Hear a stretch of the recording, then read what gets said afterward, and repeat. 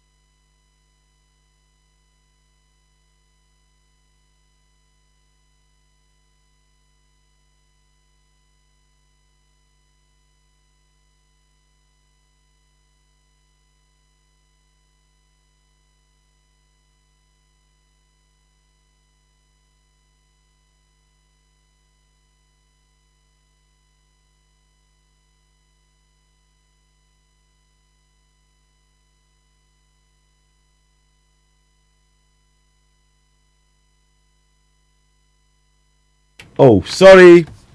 Good morning. Good morning to you all. Good morning to you all. Sorry about that. My voice, I completely forgot. I was so excited about what's going on. Not excited. I was so focused on the message, I forgot to get in touch and give you the update. Boris Johnson has resigned. That image is the image of Boris Johnson.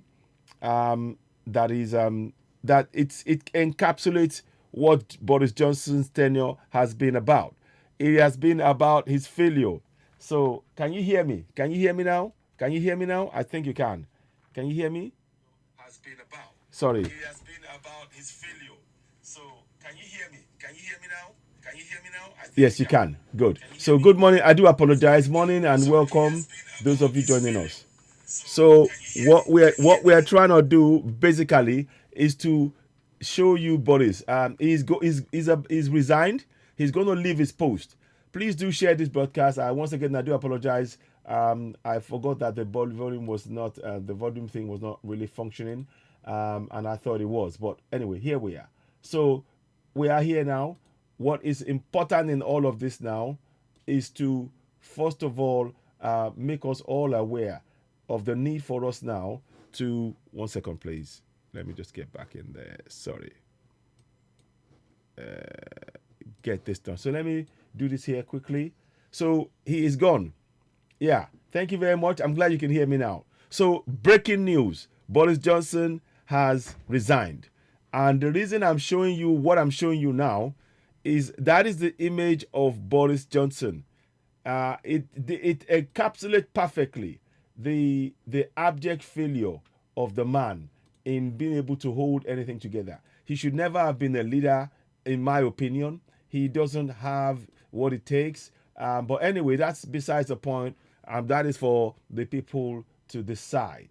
But for certainly, from our point of view, as those of us going for Yoruba Nation and all of us speaking for Yoruba Nation, it is actually making us understand that in a nation that works, for all the faults of the UK and all that, it works. They put the pressure on their government to actually tell the leader, you are going and you cannot stop. You are going and you cannot stop.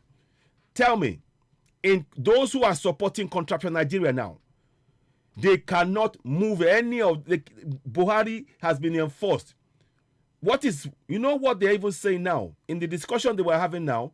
They're having a discussion about the fact that the deputy prime minister should be the one taking over the post right now. It's been discussed. At what point in your one Nigeria, when every time Buhari was away, they never let Oshibajo be the president whilst he was away. They never let him. So I tell you again, those of you talking about one Nigeria, wake up. Break the thing up. It's a fraud. A nation that is working would automatically, as soon as the leadership, even as Buhari, anytime Buhari is away, Oshibajo should be visible. Everybody should be listening to him because he is the leader. But because he's a southerner, he's not a northerner. The northerners come around him, they guard him, they put him in a box, and you want to be one Nigeria. Wake up. Wake up. So we are going to see let's see the spectacle, because this is a spectacle as far as I'm concerned. And let us, but it is telling us the more reason why we need to go for Yoruba Nation. Because as I tell you now, when Boris Johnson is going to resign in the next week or so, and his deputy prime minister will take over. That is the reality. The deputy prime minister will take over. And that is what should have happened. So when anybody tells you to go and support one Nigeria, ask them this simple question. Ask them this one simple question. As you are watching the picture, that's Boris Johnson there. That encapsulates his premiership. Ask them one simple question. Why is it that the Fulanis never in a billion years allow Oshibajo, the vice president, to assume his role as the deputy, the stand-in? Why? They won't be able to give you an answer. And that is that singular point alone is enough evidence of why you should not support one Nigeria. The breaking news, of course, is about Boris. And I'm trying to make us understand at this point, those of us who are going for Yoruba Nation, this is a particular moment that we need to even push even more to make our people see that in a nation that works, UK works, they are putting pressure on their government that on the leader, that he has failed them and he's going. How many people? Instead of that, the leaders, these people, just yesterday or day before yesterday, 600 inmates escaped from prison, and a defense minister said, "Oh, they all escaped. They all escaped, and nothing is going to happen." And you want to remain in one Nigeria?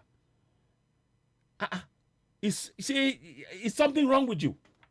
Is something wrong? Those of you talking about one Nigeria, 600 inmates, and I want you to know that 24 hours before this happened, they changed the military deployment there, and they did that on purpose. They moved the people who knew the area. They brought new ones in, and you are still talking one Nigeria. Wake up. Now let's watch this. I'm going to be talking about this now and then. Let's go back to the main issue of the day. Let's watch this now. Watch. So I'm just going to bring it to as we are speaking now. Let's listen. If that's what he's going to do, come out and make a podium statement here, actually confirming his resignation. But we do know that Downing Street have said that the Prime Minister is going to step down, and the questions now are all about how long he stays here while the Conservatives run that race. Let's speak to Henry Hill of Conservative Home. First of all, Henry, what is your sense of the reaction across different parts of the Conservative Party to today's news? Relief. Just relief. I mean, the Prime Minister has a small band of loyalists, but beyond that, there's no great Johnsonite faction.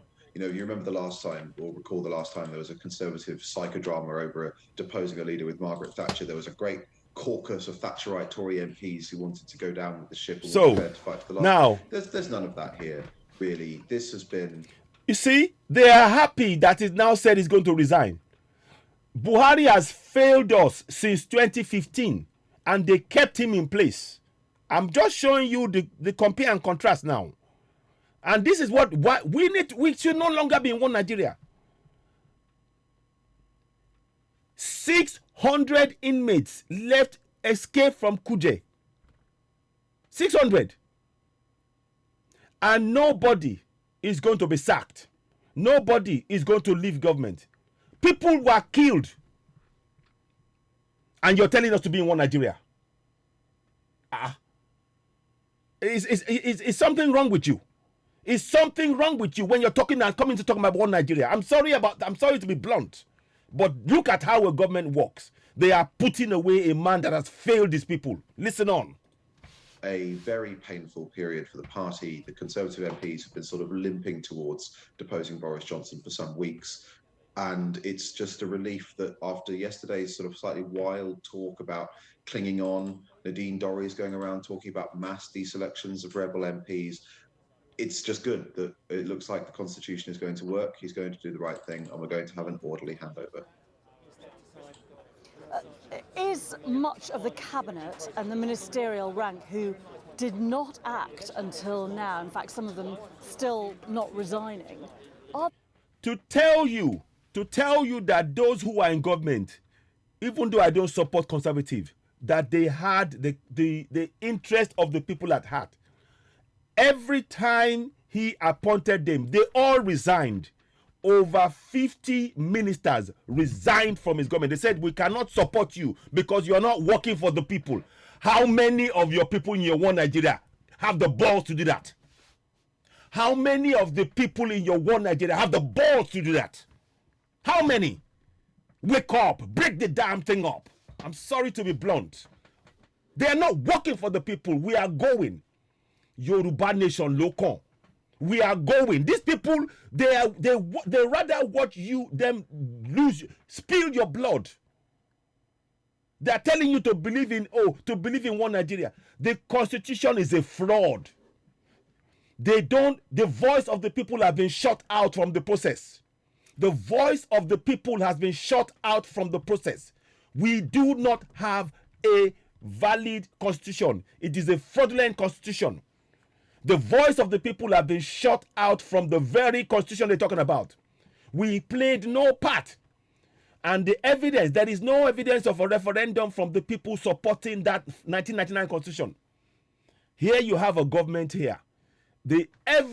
All of them, they've resigned.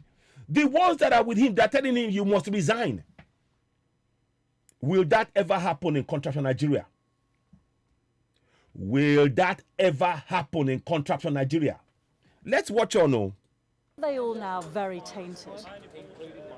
I think it will be difficult for them to ask why this took so long to happen, because it's not as if Boris Johnson's flaws are new.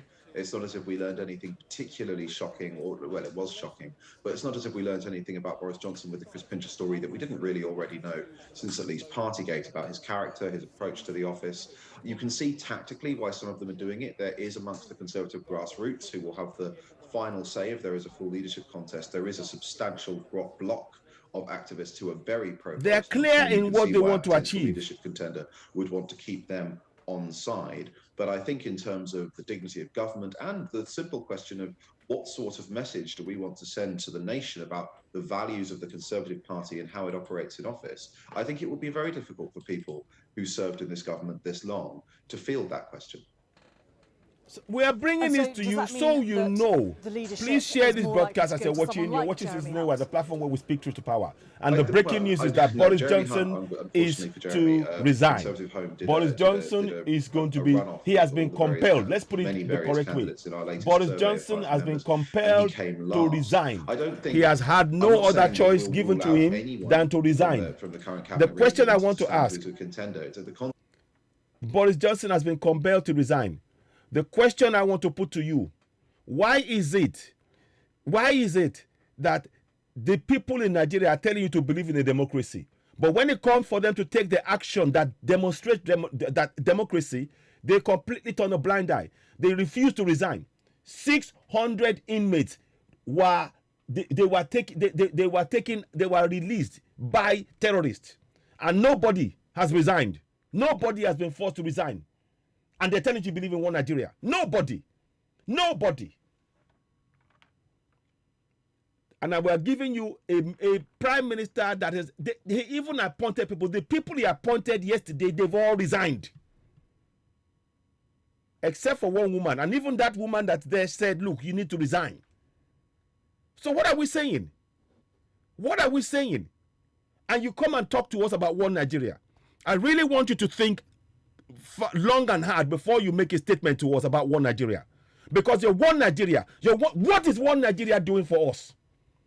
The same people, you have no balls to tell the man that failed. Buhari has failed since 2015. He tried 3 times to win the election, he lost. Then he brought in. It was then like his mate said. Oshekini olule, Oshekeji olule, Osheketa olule. Gallery television. Isn't that what he said? Isn't that what he said? And then that one that's telling us story now wants to come and come in position for one Nigeria. What is one Nigeria? Is one Nigeria what we need as Yoruba people? Is it what we need? Is one Nigeria what we need? Let's be honest with ourselves. Is it working?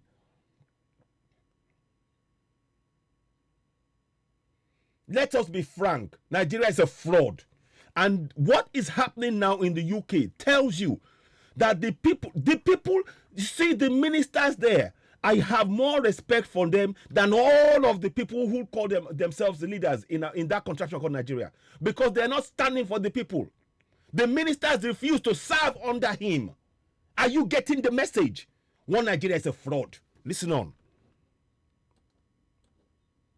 Might have called a general election or asked the Queen to dissolve Parliament in order for there to be a general election. I suspect that may have been really rather overstated, but it is certainly the case that in a situation such as that, the monarch is perfectly entitled to refuse such a request, because it is only a request, basically on the basis that it wouldn't be in the national interest. And please, I want you to share the broadcast, and please, as we speak, the Minister for Defense, Magashi, said all of the inmates in the prison, all of the terrorists have been, they all escaped, and he's still in position. He's still in position, and you're telling me to support one Nigeria? You're telling me to support one Nigeria? I'm sorry, my voice is raised. It's just that we need to be very, very clear with ourselves. This is a clear indication why one Nigeria will never work. Number one, the people never carried out a referendum on the Constitution. Number two, those who imposed that Constitution on us have now made themselves ruler over us in our own land. We are supposed to be a democracy.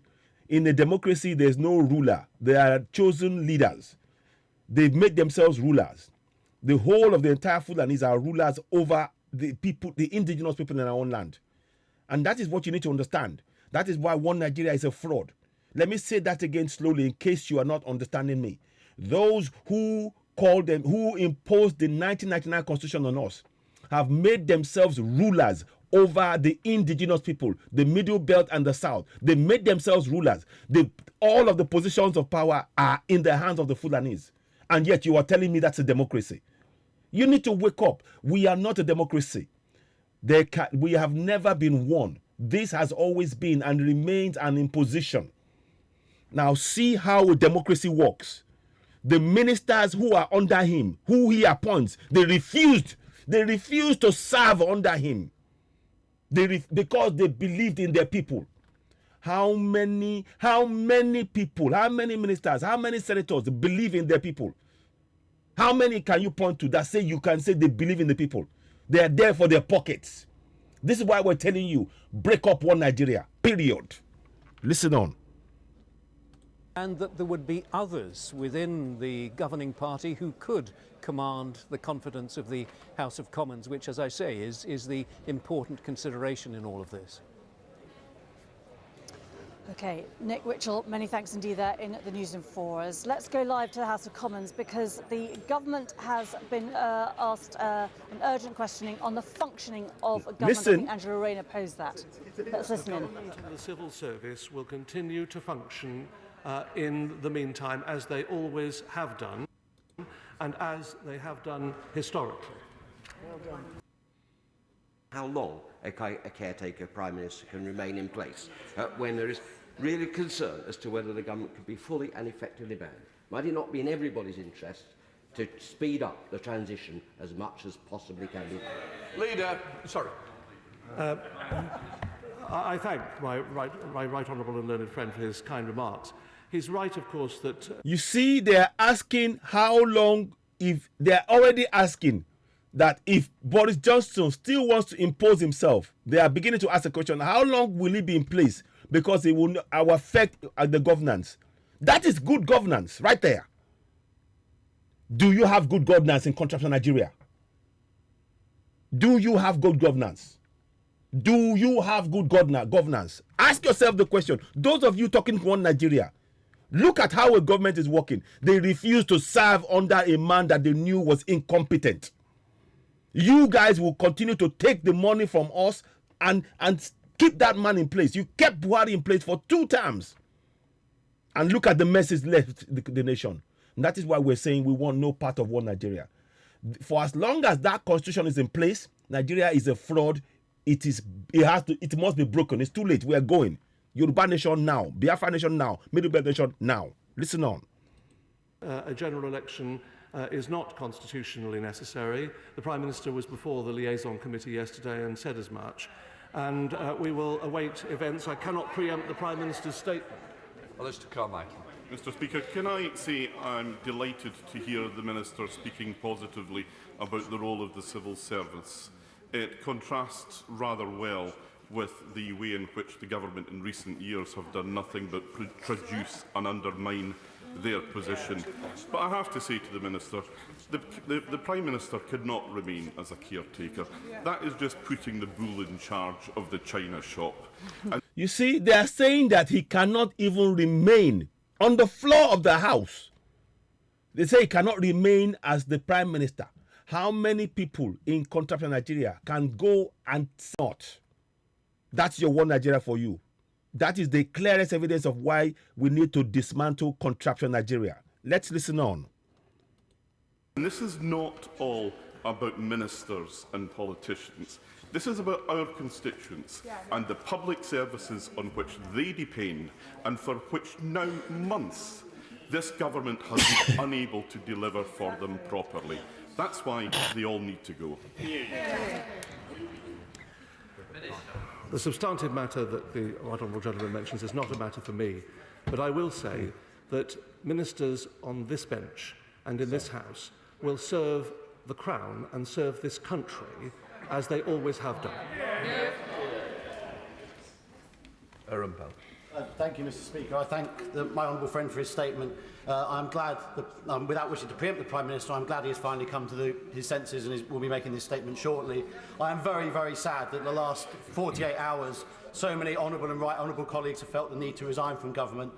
If those people will not serve this Prime Minister, could I ask my honourable friend to convey to the Prime Minister that it will not be tenable for him to continue as a caretaker if he cannot fill the ministerial appointments he needs to? I'm sure my friend's comment has been noted. Sir Stephen Timms. Thank you, Mr. Speaker. It is a great relief that we... You know that already you can see how their government is working. The man that they're going to tell to resign, he's not showing his face now. And this business of the government is going ahead. They are already planning without him. He needs to make a statement. They have put him in a situation where he has no other choice but to make a statement. Can that happen in contract Nigeria? Yes or no? Can this happen in contract Nigeria? Yes or no? Whatever answer you give will tell you that one Nigeria can never work. Never. We are going for Yoruba nation. Yoruba nation lo kon. Ento baun ko binu. Yoruba nation lo kon. Ah, femo iya itito. Listen on. We will no longer have a Prime Minister who keeps on saying things that turn out subsequently to be untrue. Will the Minister reassure us that the change will take place in hours, not months? And does the Minister recognise that effective democracy depends on ministers telling the truth? I can only say that the Prime Minister will make a statement shortly. To Matthew offered. By those who... Shengbo, Onikwe, the Prime Minister, he will make a statement shortly. From the floor of the House, this is what I'm telling you. They are carrying on with the business of the House, and they said the Prime Minister will make a statement shortly to resign. But you will come and tell me to believe in one Nigeria. On one Nigeria you stand. What one Nigeria? What, the one Nigeria where the Fulanis impose themselves on you, all the positions are in Fulani, and you cannot allow your denied access to your resources? They are even passing laws to as we speak, the waterways, they want to take it over, centralize it, to deny access of the local people to those access resources. And you're talking about one Nigeria. Wake up, break it up. Yoruba nation now. Biafra nation now. Middle Belt nation now. Please share this broadcast. Listen on. Enthusiastically supported decisions such as voting for Owen Paterson shows how they were unfit to serve as ministers in the beginning. But the governance of this country cannot be allowed to fail. So I would like to ask, when are these vacancies going to be filled?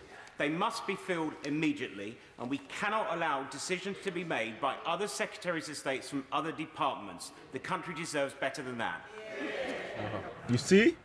You see? The government will continue to function, and I have spoken to the head of the civil service to that effect. You see, you. Dr. Ruperhart. Thank you, Mr. Speaker. The Independent reports that the PM and Tory ministers resigning are entitled to £420,000 of severance pay. At the same time, we've got a government gripped by paralysis, and we have a cost of living crisis. Can he confirm now from that dispatch box that they will be forfeiting their right to this? You see, they are even questioning them. They just said that each of them that resigns, they will get £420,000.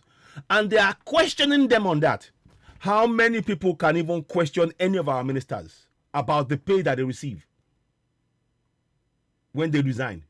How many? That's your one Nigeria for you. That's your one Nigeria. Break it up. One Nigeria is a fraud. It's a fraud. Because we do not reward failure.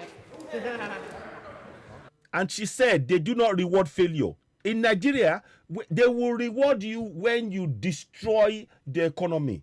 You are rewarded when you destroy an economy, when you destroy a business, when you destroy the petroleum business, when people go and build refineries outside, they are rewarded for defrauding the nation. And you want to be in one Nigeria. When are you going to wake up? When are you actually going to wake up? I want to know, when are you actually going to wake up? Listen on and learn. The matter that the Honourable Lady refers to is set in statute. So it is a matter for the law, and that law would have been passed by this House. Rachel McLean. Thank you very much, Mr. Speaker. It was an enormous honour to serve as a Minister in the Home Office until yesterday, tackling violence against women and girls. I know that's a cause that all members of this House care deeply about. While we are discussing these matters, victims of rape, sexual assault, stalking and spiking continue to deserve justice, and they will continue to be victims of crime. Will my right honourable friend give his continued support to the vital work of Operation Soteria and the rape review? Will he join me to put on record my thanks to Detective Chief Constable Maggie Blythe, Chief Constable Sarah Crew, Assistant Commissioner Louisa Rolfe and many other serving senior police officers who are... I am showing you all of this to show you what a functioning government looks like. And I'm telling you categorically, that Nigeria is not a functioning government. It is a bunch of mafia running your life, ruining our lives. They have made themselves rulers over the people they're meant to serve. And it is never going to work. For as long as that constitution is in place, it will never, and they will never change it. There's no point in it. We are past that point now. We are going for Yoruba nation. We will continue to advocate for our right, our total justification for self-determination in the face of the blatant enforcement of a fraud called 1999 Constitution on the lives of millions of people. We are totally justified and we will not relent. Yoruba nation will stand. I know will capably continue to drive forward this work, and will he also thank the civil servants in the Home Office who I know will continue to do this essential work. I understand it's good to get on record, but there's a lot of other people I've got to try and get in. Minister. I will do as she says, and I also commend her for her championship of this very important area. The rate review and the work thereof should, of course, continue. Don't cry. Thank you, Miss. Another thing, do we have a civil service in Nigeria? Do we have a civil service? In the floor of the House, they are talking about ensuring that the civil service runs, because they know when you have a functioning civil service, the nation functions. They have destroyed anything called civil service in Nigeria. I went into one of the offices some years back, and if you look at the way it is run, people are servants. They are all servants to the Fulanis in every section. There is no civil service in Nigeria. Let us be frank about the whole situation. Break the whole thing up. What are we talking about? And are you actually kidding me that somebody will come on a live TV and tell us to support one Nigeria in the face of this blatant corruption? Please, let's just carry on. I'm fuming this morning. I'm not going to hold back. Speaker, there have been times, occasionally, when Prime Ministers have been temporarily incapacitated. There has never been a period in British history where a government has been incapacitated across every department of state. We've just heard how the secret services are being undermined by the current situation, putting national security at risk. At what point is the government going to actually start functioning again? Thank you very much. I appreciate you. Well, that is the debate that's been going on in the House of Commons with that urgent questioning on the functioning of government. Good morning. Well, I am going to be back you. here Please subscribe to us on YouTube. But I'm going to be handing over to my colleague Hugh Edwards as we await the announcement, the confirmation that Boris Johnson is going to resign. We are expecting possibly, of course, a podium to be brought out. So just look at what is happening. I want you to picture what is happening. Look at that picture. I really want, and I want as many One Nigeria supporters to look at that picture. What does that picture tell you? Look at the picture. The press are in front of the most powerful building in UK. Listen, the press are in front of the most powerful building in the UK. They are there waiting for the Prime Minister to tender his resignation publicly. Publicly. Not hidden in secret. Publicly. In front of the entire nation. Can that happen in contract to Nigeria? Yes or no? Can that ever happen in your contractual Nigeria? Yes or no? I'm waiting. No. If you have the balls to answer the question and you are one Nigeria, answer it. I'll even give you, look, if you want to come and discuss with me live on air right now and you're one Nigeria, I will send you a Zoom link. Come and explain it to me. I'm waiting. I'm serious about this. I'm waiting. Listen, in front of the most powerful building, not one press, every press will be there. And they will not be stopped. Yes, rest in peace, Nigeria. Good morning, Olaide Ajayi. Good morning. Please, as you're watching, I urge you all, please don't forget to go and subscribe to Citizen AY on YouTube. We really need your support. We're trying to build that platform. It's growing really well, but we need it because Facebook are really being very, very unfair. A lot of they're really restricting what the things that we're doing on there, and they're making it difficult. So YouTube, we can be more, we have a lot more things. So if you're watching us on Facebook right now, please go ahead and subscribe to Citizen AY on YouTube. Hit notification button, give us a thumbs up, because the work we're doing here is to try and raise their level of awareness. Look at the comparison we're making right now. The journalists are free to walk in front of the most powerful building in the UK and wait for the Prime Minister to tender his resignation publicly. No police will stop them. Can that happen in continental Nigeria? Can it happen? Are the press free in continental Nigeria? Are the press free in continental Nigeria? I'm still waiting. If you have the balls, I'm talking to. I want specifically one Nigeria person. If you have the balls, come on the show and explain to me why one Nigeria is viable. Come on the show. We're waiting. Come on, I'll wait. Listen, let's watch on. I'll be interjecting very regularly because we need to wake up. In front of Downing Street, there's a huge number of assembled press and journalists, as you can imagine. She said in front of Downing Street, there's a huge number of press assembled, waiting. Can this ever happen in your country of Nigeria? Can it ever happen in your country of Nigeria? RIP one Nigeria. I said it. RIP one Nigeria. Yoruba nation, Lokon. Biafra nation, Middle Belt nation. If you are looking at this and you are not crying that you are in that one Nigeria, they've really sold you down the river. This momentous event, finally, after days of pressure, hours of intense pressure, Boris Johnson is going to step down. We'll bring you continued reaction now and go to John Maguire, who's on College Green. Now.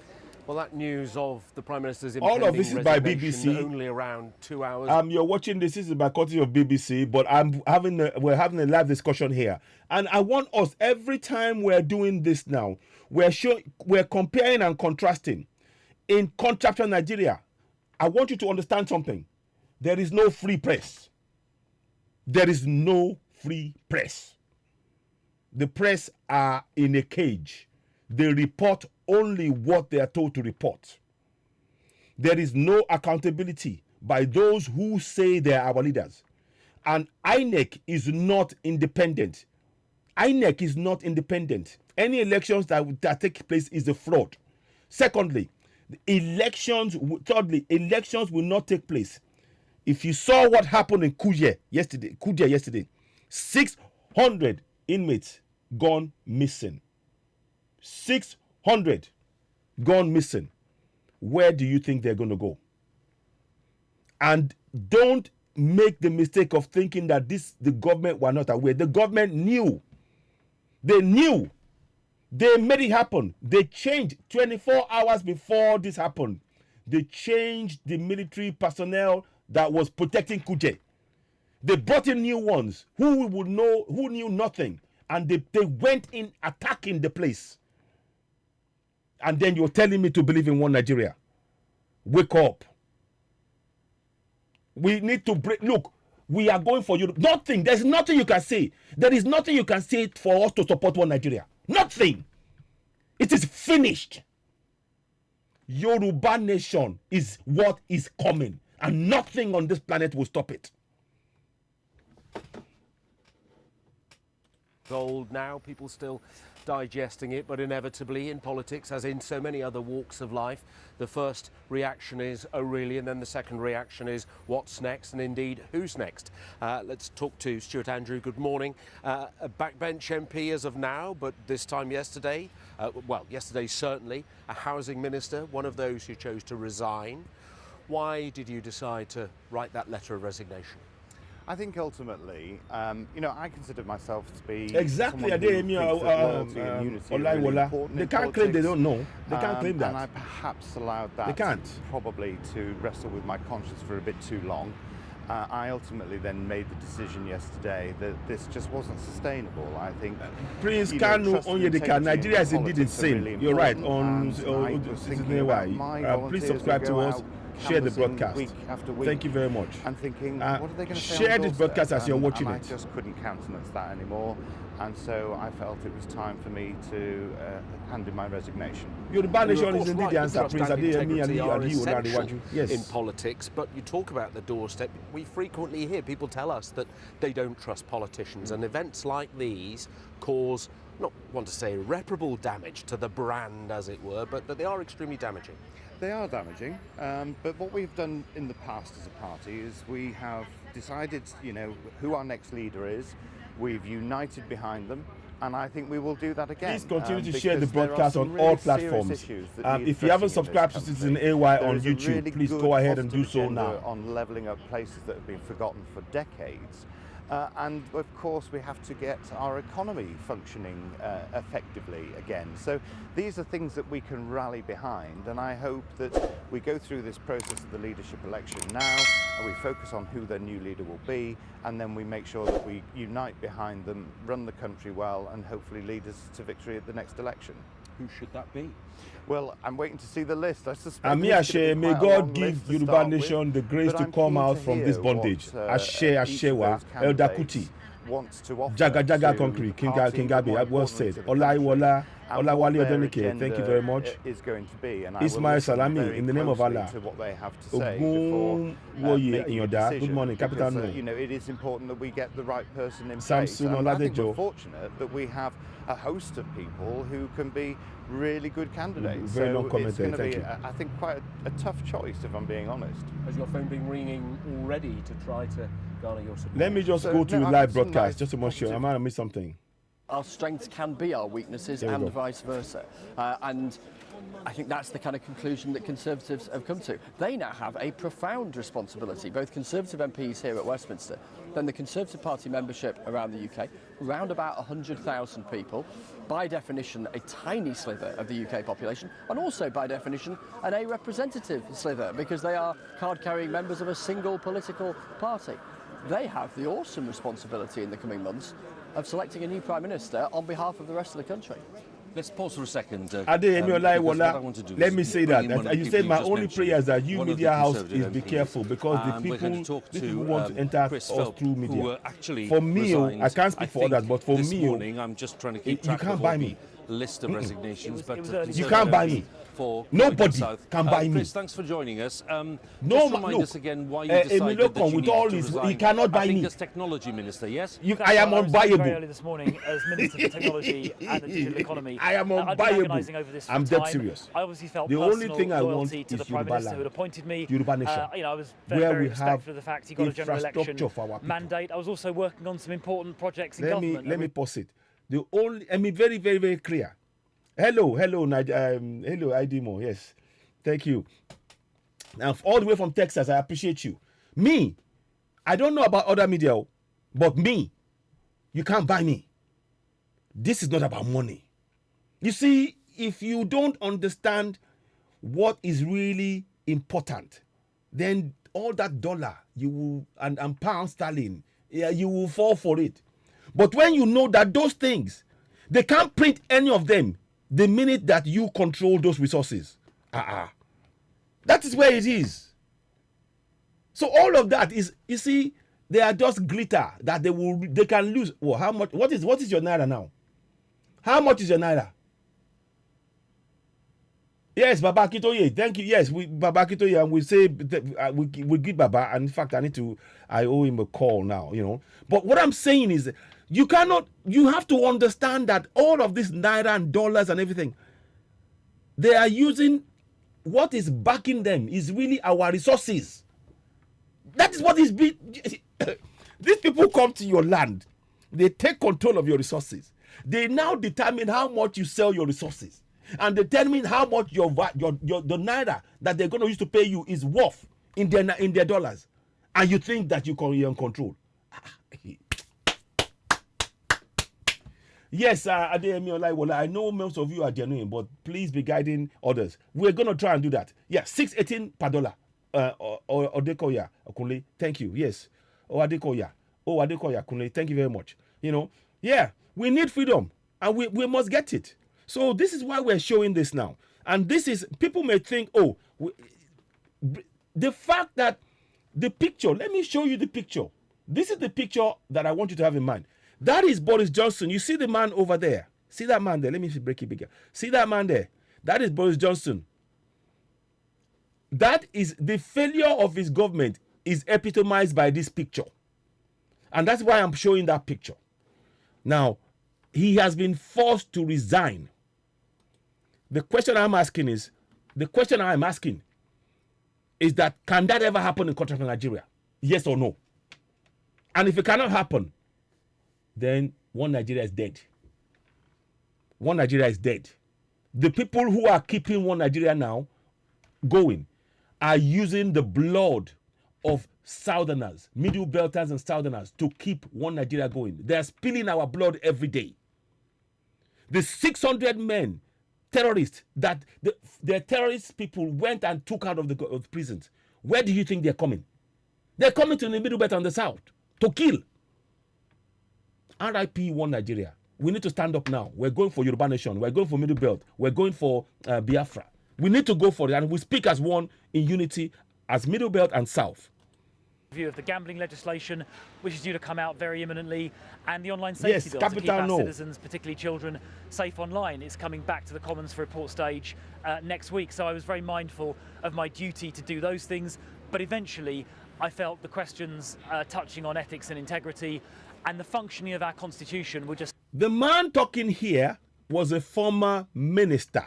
The man talking in this is a minister. He refused to serve under a prime minister that is lying, a prime minister that is aiding and abetting corruption. He refused. They stood on their beliefs. They stood on their moral decency. Can that happen in your country from Nigeria? Monitoring what you see, the Catherine, what we need to do, she can monitor all she wants. What we need to do right now is to make sure once we become independent nations, that will tell the next place. Then we're not saying she can stay with one Nigeria, but the one Nigeria is going to be in the north. So she can go and monitor whatever she wants in the north. Our focus right now is to achieve Yoruba Nation, Middle Belt, Biafra. That is what we need to do. So Catherine Lane, let her monitor whatever she wants. But our focus must be to make sure that we limit Nigeria to the north. They keep it in the south and in the north, keep it in Hausa land, keep the north in there and along that area. And we, the Middle Belt and Yorubas and Biafrans, we go. Then she can do whatever. Then once we have a Yoruba Nation, she will have nothing to do with Yoruba Nation. We can guarantee you that. Nothing. So this, I'm just showing you, listen. So overwhelming that for me the elastic snapped, and that's why I resigned this morning, and I sent a message to the Prime Minister very respectfully and politely suggesting that he should go. But I reached that decision, sorrowfully, reluctantly. Took me a while to get there, as you will have seen or gathered, but I think it was the right thing. See now, he resigned. He resigned from office. This guy resigned from office. Yes, we know that when they resign, they'll get £420,000 for being ministers. We know. But he will even get more if he was still in position. But he didn't care about the money. He cared about his integrity and the love for his nation. How many ministers have a love? How many of your ministers in contraption Nigeria have a love for nation like this? How many? Oh yeah, come and tell us. Oh yeah. Use all your grammar you want. It is what you show. Your actions that speaks. Their action is they've been ready to defraud or to sell everything, impoverish their own people. Watch our blood be spilled on the floor, on the roads, on our own land. And you tell me about one Nigeria. RIP one Nigeria. Yoruba nation is here to stay. Biafra nation is here to stay. Middle Belt nation is here to stay. And we will not relent. And every time you keep every time you enforce one Nigeria, we know and we are telling you that you are spilling our blood to make sure one Nigeria exists. That is what you're doing. Because we, the people, we no longer want part of one Nigeria. Because we are not part of that. Because you have imposed on us, you've oppressed and suppressed us. Now, Adeyemi Olaiwola, you ask a question, how can that happen here? Exactly. But that's why it will never happen in contraption Nigeria. It will never happen. And that is why we have to go for Yoruba nation, Biafra nation, Middle Belt nation. And for those of you saying, oh, when you break up, what didn't happen, what happened exactly in one Nigeria is what will happen in Yoruba land. It's a lie. Because the constitution is ready and waiting. There will be a referendum. The people's voices will be heard to decide if we accept the constitution. Yes. No, we're not. No, we're not waiting. We are not waiting at all. We are all going for independence. We're not going to make that mistake. But what we're saying is that we can achieve this in unity. We can work together and achieve it. Once we get our independence, Biafrans will stand on their own. Yoruba nation will stand on our own Middle Belt. But we need to work together to achieve that.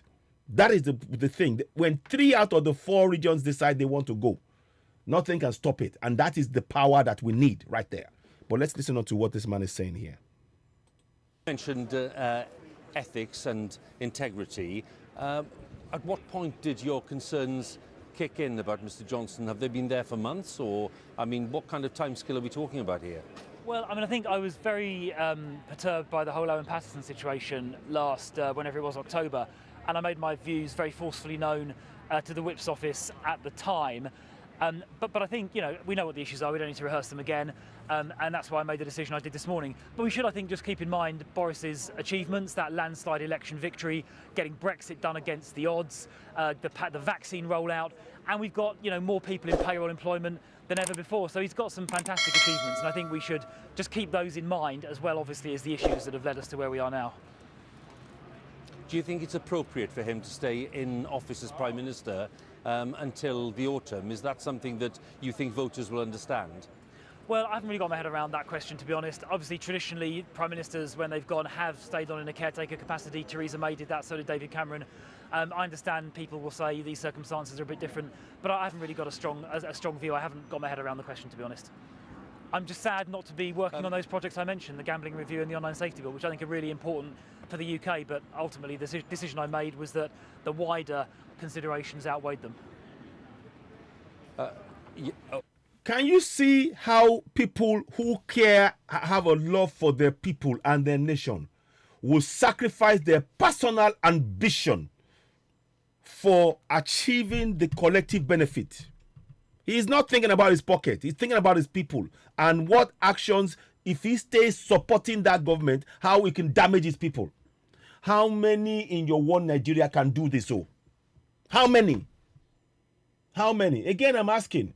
If you're one Nigeria and you want to speak up for your one Nigeria, put a message on air. Send it. I'll send you a Zoom link. You will join me in the studio and we can have a discussion. I'll wait. Anybody. Even if it's Asiwaju himself, bring him on board. Anybody. Any one of them, bring them. Bring them. But I know they haven't got the balls to do it. They haven't got the balls to do it. They haven't, because they know that we will rip them to shreds right on air. Okay, well, you've made that point very clear, Chris, and viewers have heard that. I'm just going back to that question I asked earlier, because it is a crucial question this morning. and it is a debate that's ongoing, as you will be more aware than anyone else as a Conservative MP. If you're really pressed on this by colleagues of yours and asked, do you think that there should be a caretaker Prime Minister in the next few months, or do you think Mr Johnson should stay in Downing Street until the autumn, what would your answer to that be? Well, I've already said I haven't really got my head around the question. I can't see an immediate reason not Amen. to God bless follow, you, my brother. Not to follow the precedent Ridwan I mentioned Arewolo. earlier. The most important thing is we manage to keep the government functioning on a day-to-day level. There are obviously some departments that have no ministers, DFE for example. So we need to get that sorted out pretty quickly. Good morning to you, Hannah Hunsu. Morning. I think as quickly as it reasonably Samuel can. Marcos, we morning. make the right choice, but we should do I'm it greeting as many quickly people as as I we're can reasonably see. able to, so we can bring the party together Lasicia and move on, Viz, because good there morning are to you. around Thank about you. 2 years left on this mandate. We should serve the British people, and get done all the important things that we're doing. I've mentioned a few of them, I won't repeat them, but we need to keep that in mind and make sure we're delivering for the public. That is the priority after all. But just thinking about viewers watching this, many of whom will have voted for Mr Johnson back in 2019, you are saying very openly, and you have done repeatedly, your letter was very clear, you have concerns about the Prime Minister's ethics and integrity, and yet you're happy for him to stay in office for another few months. What are people to make of that? How are they to understand that? Well, I think there's a big difference between being a Prime Minister, and he was talking a few weeks ago about serving until the 2030s, versus just acting in a caretaker capacity for a short period of time, not introducing new policy, not introducing new legislation. Theresa May did it at the end of her time in office. Obviously, there were different issues there, but I mean, if you think about the last days of Theresa May's time in office, it wasn't a particularly happy situation. So, look, there is precedent, but the main thing we need to do is make sure the government functions on a day-to-day basis. The legislation that's in flight needs to be completed. We need to make sure the basic machinery of government works, get a new leader elected, bring the party and country together and move on. That's what we need to do. But we should also just respectfully keep in mind what Boris has achieved, because he has achieved some impressive things, and we shouldn't forget that. Just very briefly, Chris, if I may, just to end, is there someone who commends themselves to you, to the post of Prime Minister, somebody who you consider to be an outstanding candidate? I haven't given that any thought. I only resigned from the government 4 hours ago, so I haven't thought about it. I was literally up to my elbows in technical detail on the online safety bill until 8 o'clock this morning, so I haven't given that any thought. OK, you've not given that any thought at all, Chris Philp. Thank you very much. The former Minister and Conservative MP, So Chris let's Philp. forward again. I just want to just... For some colleagues who there are people... what I want to do this morning, the breaking news is this. Boris Johnson will resign today. He will resign in front of 10 Downing Street today. That's the breaking news. And I want you all to let that sink in for a minute. Boris Johnson will resign today. He will resign in front of the entire free press in the UK, stating he has been following the will, is bowing to the will of his people, of the people of the country and his party, and and he has no other choice but to resign today. The question I want to ask you is this: why is it that those who have failed us repeatedly, instead of listening to the voice of the people, have actually engaged in silencing us, and yet you are expecting us to support that same one Nigeria? That's the question I want to ask you. Those of you talking about one Nigeria. The people who are meant to serve us have engaged in silencing us for years, and yet you want to believe in one Nigeria. And they're telling us, oh, just vote. I am here to tell you elections will not hold because of the 600 plus that escaped from Kuje prison. I want to ask a question. Where do you think those 600 are going to go? Do you think they're going to leave the country? Do you think they will leave the country? I'm just asking. They're going to be in the country.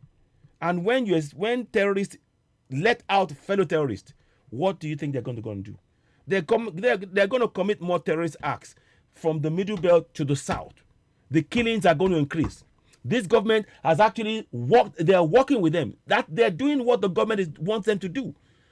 All of these people who are coming on air telling us, oh, you know what? Why is Nigeria not working?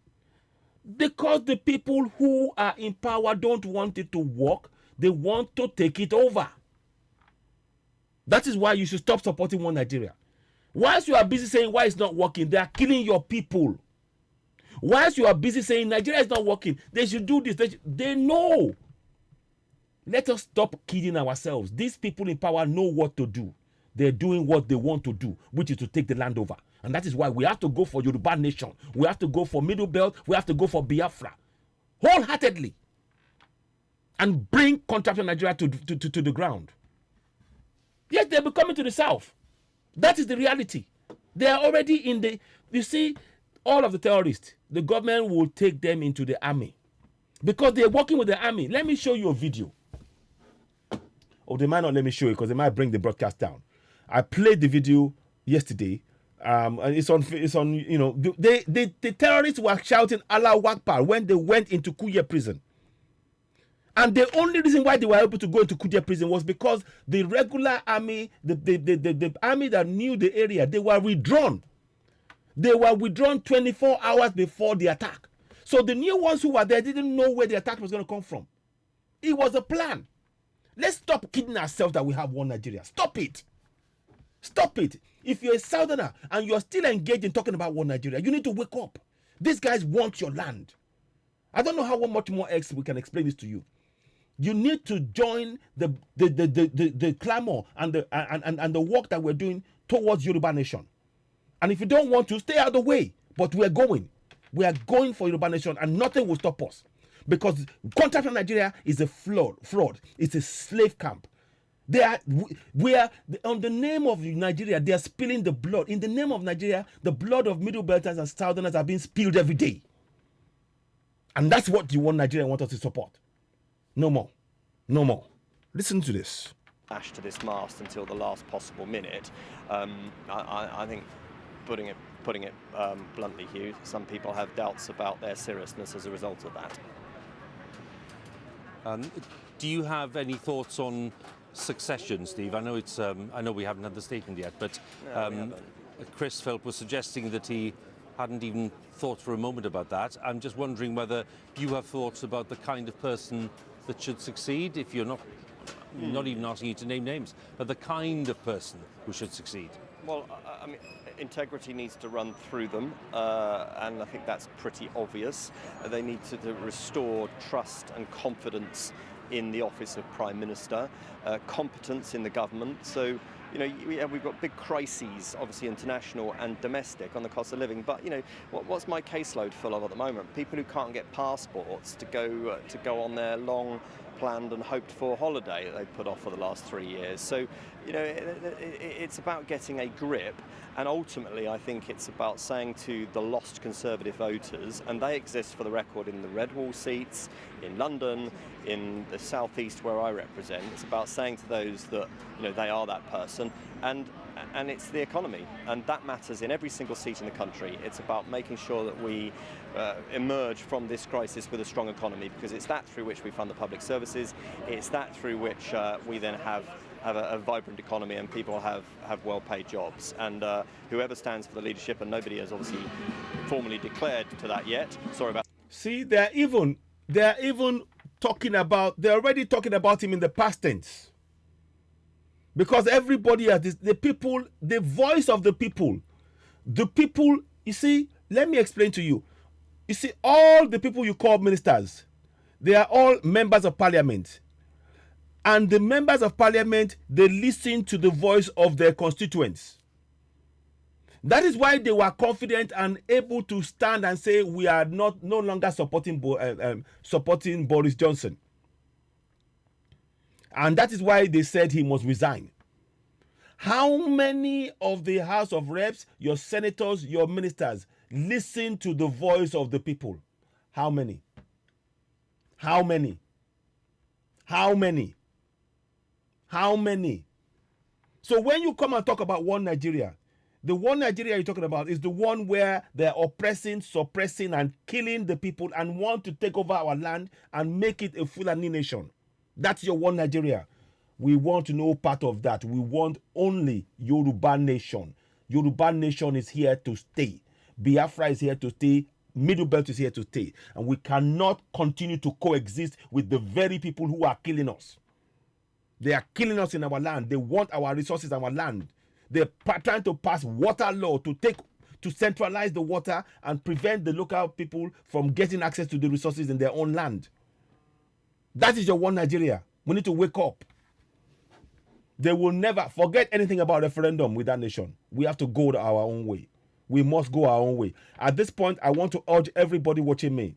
Your focus must be in every community. Please do this. Do this. I want you to have a whistle in every community. Make sure every community have a whistle for alert. Please, every community, make sure you have a whistle to raise alarm so that will carry far. The noise that the whistle makes will carry far. And that means that you can alert people for the attacks, because the attacks are going to get worse. The 600 terrorists that have been released, they are going to shortly flood into the Middle Belt and the South, and they will be killing. So you need to be at alert. You need to protect yourself, protect your community by any means necessary. Be alert, have a whistle, because those 600 terrorists, they are going to flood into the Middle Belt and the South. I am telling you, expect more killings. The killings is going to get worse. So we need to be at alert. We need vigilante groups. At this point, I ask you, all of the governors in the Middle Belt and the South, put a pressure on them to do exactly what Governor Autumn did. Governor Autumn amended the vigilante law to allow the vigilantes in his area, in his state, to carry guns. As we speak, the federal government is giving guns, arming terrorists to come into the South to kill us. We need to protect ourselves. So once again, a whistle. A whistle is important. A whistle. When you whistle, it raises alertness. People are aware somebody has whistled, something has happened. Have a discussion. We are asking you to set up community action plan against terrorism in your community now. Those 600 terrorists, they are going to flood into many parts of the South and the Middle Belt. That is what's happening. The minister should already be sacked. The Minister of Defense should already be sacked for letting that happen. But he won't be sacked because they planned it. Because 24 hours before, they let them go. They moved the military. Let me show you something as I talk to you. Actually, let me see if I can get that to you now. These are the kind of things that I want us to really understand, so that we understand that the need for us to protect ourselves. Do not count on the police. The police. You know the guy that was killed in the young man, the bus conductor that was killed. He was killed in front of the police. And the police people in that area, the police commissioner in that area was a Fulani man. He did nothing.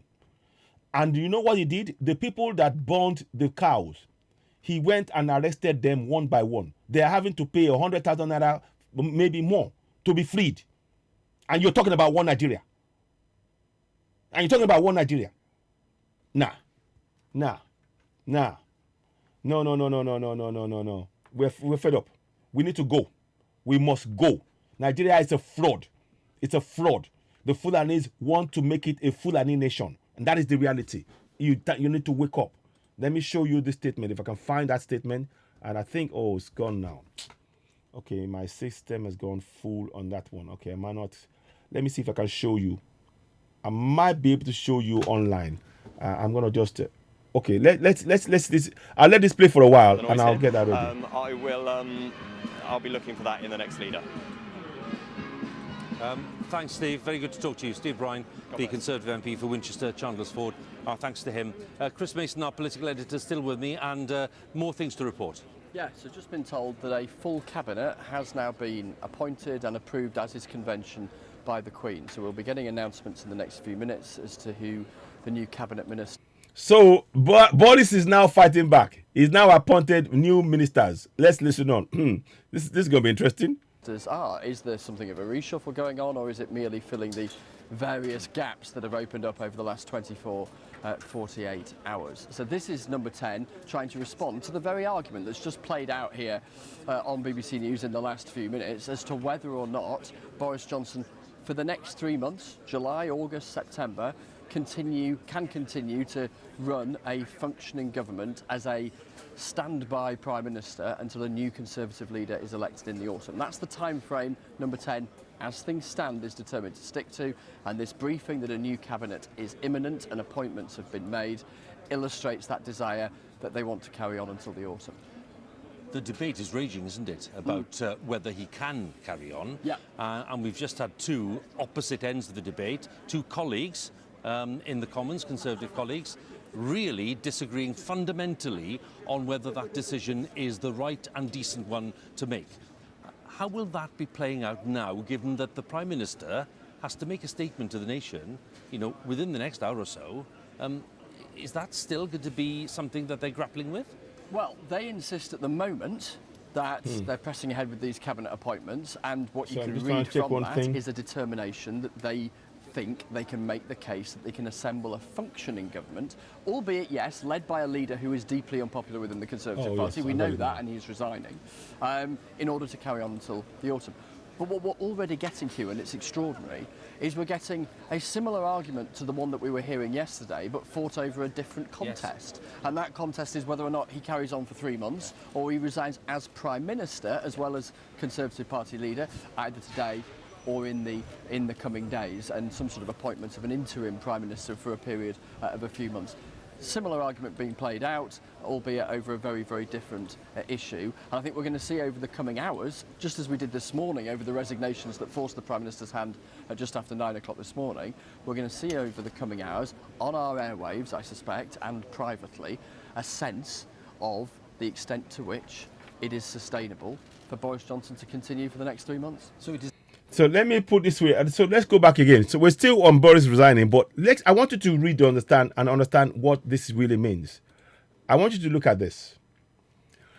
Soldiers guarding the vicinity removed 24 hours before Kuje prison attack. To understand that the government are part and parcel of the terrorism that is being perfected on the citizens. The government, they approved the removal of the soldiers guarding the Kuje prison 24 hours before the attack. Let's listen. Read it now. Security sources on Wednesday, this is on Vanguard newspaper, revealed that soldiers deployed to Kuje vicinity and the correctional center's environment who had mastered the terrain were moved out and redeployed 24 hours before the terrorist attack in Kuje prison. The source wondered why it was 24 hours after the troops who had come to understand the vicinity were withdrawn and new ones yet to settle in arrived that the terrorists struck. However, Vanguard was told that the period that the soldiers were supposed to stay in that deployment had elapsed and they were due for rotation. Meanwhile, security forces informed Vanguard that terrorists were able to beat checkpoints marked by security agencies through the use of motorcycles. I mean, what kind of do these guys think we are fools? A government is supposed to ensure the safety and security of the people. They are making excuses and they want you to believe in one Nigeria. That is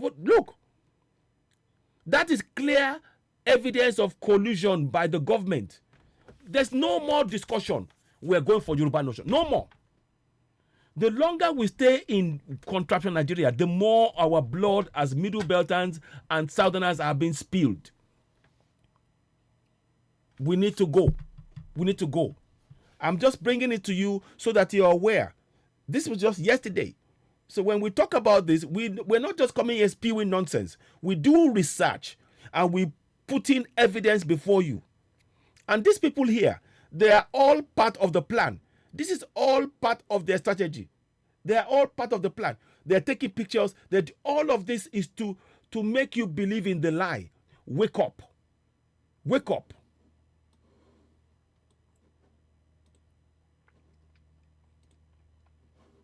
So let's listen on. Back to the broadcast. It's entirely possible that we'll all be here listening to the Prime Minister in a short while, making a statement explaining that he is going to resign eventually, but that he intends to Francis Omoke. Boris Johnson is a useless man. It's good he was forced to resign. Yes, of course he is. I agree. Yes. For today and for the next few weeks and so, that ignites an entirely new debate which will engulf the government potentially again. Exactly, exactly. And I think we're seeing the beginnings of that. Those embers are burning this morning. We've seen it in the last 10 minutes, haven't we? So that conversation is absolutely happening, and they'll be trying to work out if their new position, very different position from the one they were defiantly sticking to last night, is sustainable for the next 3 months. Chris, thanks very much. Chris Mason, we'll talk to you in a while again. Chris, there, our political editor, of course, keeping on top of all of the developments here in Downing Street and over at Westminster. Well, let's take you to the House of Commons, where a short time ago, Labour's Deputy Leader, Angela Rayner, who's been, of course, very prominent in the leading the case against Boris Johnson, she asked an urgent question about the functioning of government right now. Without ministers, what are the arrangements to pass primary and secondary legislation, and who will answer oral questions? How will this government continue to be democratically held to account? With the new Education Secretary resigning after 36 hours, which must be a record, there is not a single member in the Department of Education. What does this mean for children taking their exams? What does this mean for the impending childcare cost crisis? Angela Rayner, their Labour's Deputy Leader. Now, this goes right to the heart of the debate that lots of Conservative MPs are also having. It's not just a Labour case about the functioning of government. The case they're being made about how the Education Department can function without ministers in charge. One of the ministers who hasn't resigned is the Paymaster General, Michael Ellis, who replied saying that the government was still functioning. I cannot preempt the Prime Minister's statement, and the House and the nation will hear more very shortly, but government and the civil service will continue to function in the meantime. The business of the House statement will be made shortly, and members can So ask let's forward questions again. I don't want to miss anything. He's been humiliated, said this MP. He's been forced out, in effect. Make no secret about that. So why would he want to stay there for another few months? Is it just to be Prime Minister for another few months? Is that it? Well, that might be part of it. And I suppose for somebody who has aspired to always do this job for so long and is leaving much, much, much earlier than he would have anticipated given the size of his majority at the last general election, on a human level, I suspect that might be a motivating factor. I think the other factor that is likely to be in the minds of those in there making this argument to the country shortly and to Conservative MPs already is one of trying to find in a sea of instability, it's IDMO. Nigeria we're on the verge of civil war. The argument that says, I'm going to show you a video. This party with this leader a couple of years ago. Right. I wanted to let me just pause this because I'm trying to make sure that this broadcast really it's something that we own and we it's got our perspective. It has to be viewed from our perspective. Everything that's going on. So let's from of the injustice going on. Let me play you another video. Now, we're still waiting. The broadcast said about the resignation of Boris, but I want you to listen. The elections, I'm here to tell you and let you know that elections will not take place. So, when the government plans the release of 600 terrorists, when you release 600 terrorists, the government goes and plans the release of 600 terrorists from inside the prison. The plan is to kill more people, to frighten Middle Beltans and Yoruba people. It's designed to frighten us to submit to one Nigeria. And we cannot submit to one Nigeria. It's Yoruba nation. It's Biafra, it's Middle Belt. Listen to the words of my Lafia. Listen. And the truth. And let me make some revelations, because some of us also have our own intelligence networks. Okay. Have met with some of the bandits. We have met with some of their high commanders. One or two who have repented. They have sat down with us, not once, not twice. They told us that one of the northern governors is the commander of Boko Haram in Nigeria. Listening? Boko Haram and the bandits are one and the same thing. They have a sophisticated network. During this lockdown, their planes were moving up and down as though there was no lockdown. Moving ammunitions, moving logistics, moving money, and distributing them in different parts of the country. They're already in the south, in the rainforest of the south. They're everywhere. They told us that when they finish these rural killings, they will move to phase 2. The phase 2 is they will go into the urban cities, going from house to house, killing prominent people. Thank you very much for those of you giving us the star. Thank you very much. They want to start a civil war in Nigeria. Don't joke with what I'm saying. I have a PhD from Oxford University. I'm a central banker. We don't talk. Now, I want you to understand. Let me play that bit again. I want you to understand that bit. Listen, oh, listen. 22. They want to start killing prominent people. I can tell you, this is the game plan. By 2022, they want to start a civil war in Nigeria. Don't joke with what I'm saying. I have a PhD. Now, how do you ensure that you can have enough people to go into communities and be killing people and start a civil war? It's by releasing terrorists from inside the prisons all over the country. When you release them, they're in the communities. So what would they do? They will kill, and that is the beginning of your civil war. That is what's going to happen. Those of you talking about PVC, all of you obedient, all of you Emilocons, your PVC will not save you. Civil war is about to start. I want you to do something. Get a whistle in your community. Get whistles. Have everybody on the lookout. As soon as you see them about, whistle. Raise the alarm. This is what is going on. Yes, so I am saying it. That is their plan. That is their strategy. So let's listen to listen again. I'll play it. From Oxford University. I'm a central banker. We don't talk nonsense. So don't joke with what I'm telling you. I have this from the highest possible authority, higher authorities of some of the commanders of the killers and Boko Haram. You said northern governors, past or present, Dr. Badaya? No, current. No, they said one of them is the commander of Boko Haram in Nigeria. One of them. And they are not looking for money. They have more than enough money. In fact, he told me they just came back from... So I'm just showing you this.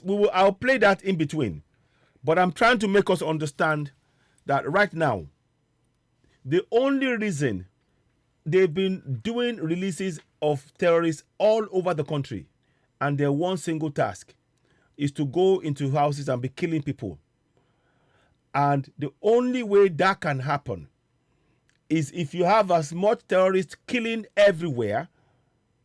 That is where civil war starts. Your PVC will not save you. You need a whistle. Let me show you a project of mine. Let's see what's happening here. I want to see if any... Back in 1992, and they held it for 22 years, all the elections during that time, until, of course, that crucial election back in 2015, when the Conservatives won it back. So let me see. So I'm still to see. Let me go on. I want you to look at. Let's talk about the Community Action Plan Against Terrorism, and I want to use this as an opportunity to show it again. I said I'll be talking about it, and I want us to really take that on board. So here we go. Is that it? Okay. Quickly. 1 second. Give me a minute. Where?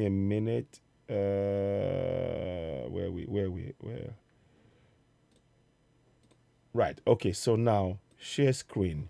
So we're going to share the screen and say, is that the one? Yeah, that is the one. Yeah. Share. Now, so we'll do this now. Now, what I want you to do is we're going to go back.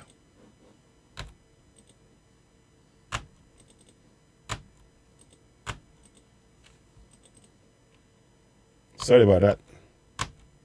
So I want you to, there's my picture there so you can see me on the side a little bit. Now, because we, again, please, your PVC will not save your life. A whistle, a community action plan, part of which must be, every community must have a whistle. Blow the whistle to raise alarm, but you have other plans around it. We're not going to go into too much detail about the plans because we don't want it to be known, but we are giving you a framework that you can work around, that you can plan and adapt to suit your needs in your area. A whistle, very important. Exactly, fake PVC. So now there's something called Community Action Plan Against Terrorism, because the government, they freed the terrorists from the jail. Are you following me? The government, they freed the terrorists from the jail, which I just showed you. They planned it. They didn't come out of 600 people, did not get out of that prison by accident. It was a government plan. The plan to put the terrorists, to flood it into our communities to come and do killings. That is the plan. That's why I'm telling you that your PVC will not save you. You need to protect yourself. So, against those terrorists, we now have what is called Community Action Plan Against Terrorism, because the terrorists released will carry out acts of terrorism, which you need to stop. That is why we're calling it CAPAT. Share this broadcast. Very important. Now, next step. The name of your community, you set it up yourselves, as many of them as possible. Now, number one act, number one plan for every community right now. You see in the picture there is Governor Autumn signing the amended Community Volunteer Vigilante Law. He's amended it. What we want is for every community to send 2 of their representatives from each of the communities to the governors in their state and tell them the killings has gone on long enough. We demand that law to be put in place. Every community. That doesn't mean that you stop and wait. Whilst you are having a meeting about your safety and security, those 2 will go to the governors. If every community did that, there will be at least 100 people that will be speaking to the governor at that particular point to say, we want safety and security. We are not safe in our community. The government are not protecting us. We want to protect ourselves. We need that law. Now, I know that the governors, they won't say yes to it. I already know that. Believe me, they won't, because they don't want to do that. They don't want you protected, because they are listening to their ogas, their bosses, the Fulanis from Abuja. Any call from Abuja, all of the governors, they are puppets. They will listen to them. But the reason why we're doing this is so that when the people come back with the news that they are not getting protection, the people will understand that they have no other choice but to protect themselves. Are you getting it? If some of the governors may suddenly do it, in that case, good. But we are trying to make sure that the community will come back from that governor, from each of the governors in the states, knowing that the governors have no plan to protect them. So once they come back into the community, those 2 will come back to the Community Action Plan Against Terrorism group in each of the communities with the information they get back about the fact that they're not getting guns. So here's the next step. You will continue regardless, but this is what you will meet. In each of the communities right now, we need martial art experts. The community should seek out martial art experts within their community, seek out ex-servicemen within the community, seek out the traditional traditional men who know the forest and who are able to carry out and protect the community using old ways. We need those 3. We need those 3 urgently in each and every community. Then, the next thing, we need to identify the forests, all the forests around us, that the Fulani terrorists are in. Because that is, if we know that, we can now know where the problem is, and we know what kind of solution we can bring to it. Now, we're not going to go into detail about the steps you need to take with those three men, the areas. Ex-servicemen, martial arts, the people who have traditional beliefs and who know traditional ways of protecting and who know the forest. We need those three in every community. And we need to know the forest where the terrorists are right now. So that is part of the discussion. I'm not going to go into detail about what next we need to do, but that's what we need. We need those kind of people. Next thing, the martial arts people, the martial arts people, yes, spread the information. Michael, yes, that's what we need. We need to spread. That's what I'm saying. Everybody that you're watching this, you should be spreading this like crazy, because we need our people to take action. Simple. Whistle. Everybody in the community. We should fund it. Everybody should have a community. But then backing it with the community action plan against terrorism, because that's what is going to happen. Now, self-defense. You remember in the last one I talked about we need self-defense experts. The self-defense experts will now engage in teaching everybody in the community how to defend themselves. How to defend themselves. We need that. We need that to happen in our communities, right? This is not about talking anymore now. These guys the terrorists will come they will be in forest already, ready to attack as we speak.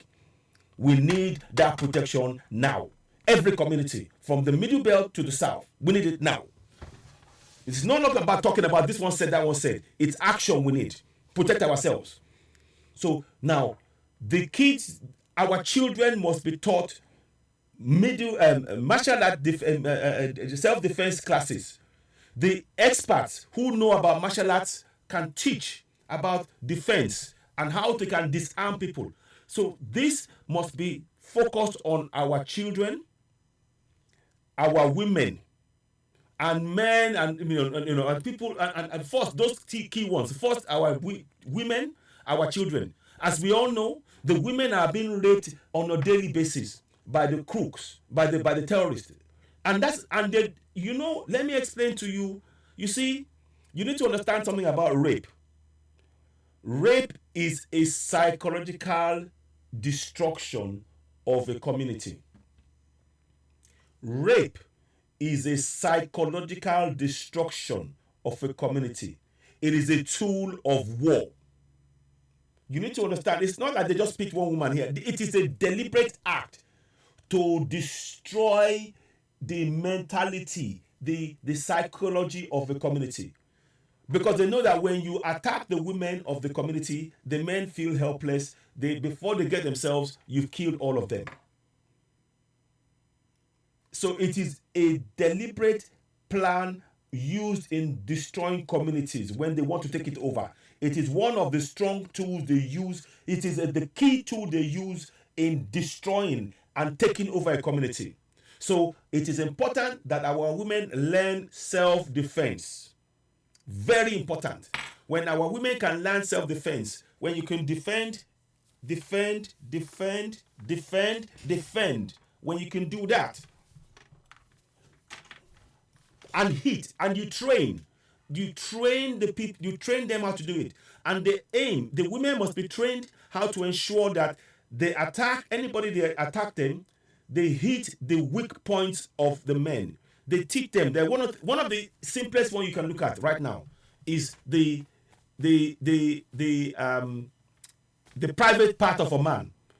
So the training will be focused around that, so that they can go in, because when they attack that on any man, they will go down. And that is what we need to teach them right now. So defend, and the first attack is to go for that, because no man can, if you hit any man in the blockhouse, he go feel out. He go no say, he'll be screaming on the floor. And that will give them enough time to escape. So our priority is martial arts right now in all the communities. Our women mustn't be running. If you're running, you're giving them power. But if you face them and you can do martial arts, You do that, but it's a way they train you all of these things. You have to be taught. I know a little bit, but I'm just giving you an example. But the proper experts in every community, if we can show them, get them to be teaching our women and then our children. Because again, they go for the children because they know that they try to prevent the children from being part of the people that will protect the community.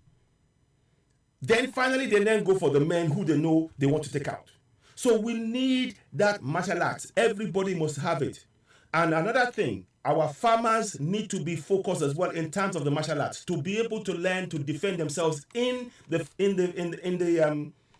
farms, because sometimes they target them, they will follow them. But if you have an ability to defend yourself with martial arts, you might save your life and maybe the life of another person. So very, very important, martial arts. That is something that I want us to really make sure in our communities now we engage in. This is very, very important. Now, I'll come back to the Boris Johnson thing this one. Please, I want you to know something. It is good that you pray. Oh. It is good that you pray. But please, don't get it twisted. It is good that you pray. Oh. If you want to pray as a Christian, as a Muslim, or in Babalawo, you want to do, that's fine. But you need to back it up with self-defense. Like I just explained though, prayer will not save you. It's an action that you take after the prayer that will save you. You follow?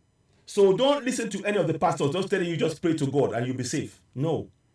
You need to protect yourself. Heaven helps those who help themselves. And helping yourself is to prepare your community, to protect yourselves. A whistle, that is taking action. You blow. You do that. People are aware. People come together. They defend themselves. That's what needs to happen. The terrorists are coming. 600 of them were released just yesterday. They are coming into our forests. They are coming into our towns, our villages. They want to start a civil war. Defend yourself. Now, so please, you have the right to self-defense. Don't feel, oh, if I defend, I'm breaking the law. You're not breaking any law. You have a right to life. Section 33 of the Nigerian Constitution gives you the right to life, and you have a right to defend that life and protect it by any means necessary. So when we're teaching you about self-defense, do not feel, oh, I'm breaking the law. You're not. You are protecting your life. Somebody wants to take your life, come into your community to take your life. You have every right to protect yourself. We're not saying you go to any community and take any life. We're saying protect yourself. So very important. Please share this broadcast. Make sure people are getting this kind of information because we want people to, right now, it's about saving our communities and saving our women and saving our lives and ensuring that our sovereignty as nations, Yoruba nation, will manifest. It can only manifest when we protect ourselves within our communities. Now, so please, very, very important. Do not get it twisted when I'm talking about religion and martial arts defense. You need to protect yourself. Please share this broadcast. Next thing. Now, what I'm about to show you, before I go that one, the next video picture I'm going to show you, please, when you all of this, the defending yourself does not mean you go and attack people in your community. So if you have any weapons to protect yourself, don't go and use it to attack people in your community. That's not what we're saying. No, you shouldn't. You need to protect everybody within your community. You should everybody that has any things to defend themselves must be able to use it to protect their community. Going to use it to beat up women or to hijack and take money from somebody in your community, that is not wrong. That is not acceptable at all. We're talking about defending your community and ensuring the terrorists don't come in. That is what you must do with any weapon that you get your hands on. You have a right to defend yourself. You do not go around attack anybody else. And I want to say, this message is focused on Yoruba Nation, Biafra Nation, and Middle Belt. We're talking about that demographic area particularly. So if you are a Yoruba man, or Biafran, or Middle Belt, and you are living abroad, you do not, under any circumstances, walk around with a gun or a knife under the premise that we're saying to protect yourself. The protection is specifically about that area, that location in the Biafra, the Yoruba land, the Middle Belt. That area is where this is about. So we need to be very clear about that. We don't want anybody to think, oh, somebody said you can carry guns and knives. No, you shouldn't carry guns and knives in the UK. Period. They have security. We are talking about on ground in Yoruba land, on ground in Biafra, on ground in Middle Belt. That's where we're talking about. So I hope that's clear. Now, okay, so now the need to dynamize, we have to plan a way to raise the alert as well as this whistle, we need a plan so that every day people will know the threat level. Red means it is danger and everybody needs to be at alert at all times. So that is something. So one day maybe you can put on the phone or something people's phone numbers. If we have people who will be designated, you do them among yourself. Work out the plan whereby you can send a message in the morning. Threat level is red, so everybody's aware. So in the after, if you on another day it might be yellow, so threat level is yellow, so be at alert. You know, this has to be happening on a regular basis. And green means that okay, it's fairly relaxed. You can go on about doing this daily life. So that's a part of the discussion you need to have in your community. Very, very important. You know, we need that to happen urgently now. So now we're going to the bit I spoke about it before. Again, this is only for Yoruba land, Biafra, and Middle Belt on ground in that geographical area precisely. Not in Europe or not in US. So we need. I hope that is clear now. What you see here, because of the killings, you have a right to protect your life by any means necessary, as said by Malcolm X. So it is only in those places, it is only in those places. I'm not talking about in Europe, I'm not talking about walking around with a guy or knife or gun or stick in Europe, or in America. I'm talking about because the government of Nigeria has failed to provide protection for you. You now have to devise means. You can use your dang guns or whatever you can to protect your life. We're not saying to go and attack anybody, but if anybody wants to attack you and your community, you have the right to protect and defend yourself. As said, under the EU law, under the UN law, under the fraudulent 1999 Constitution, Section 33, you have a right to life and you have a right to defend that life. So all of the stuff that you see here are what you can do. So again, and also, this doesn't mean the only thing. You can use pepper spray. You can also put a stick, a knife, a nail through the sticks and and have it ready. It's all about protecting yourself. So this is what I'm saying here for us to really understand and run with. Now, again, this is only for where the government has failed to protect us. The government that allowed 600 terrorists to leave the confines of the jail, they want them to carry out an action. And that is to come into our terrorists, into our communities and kill.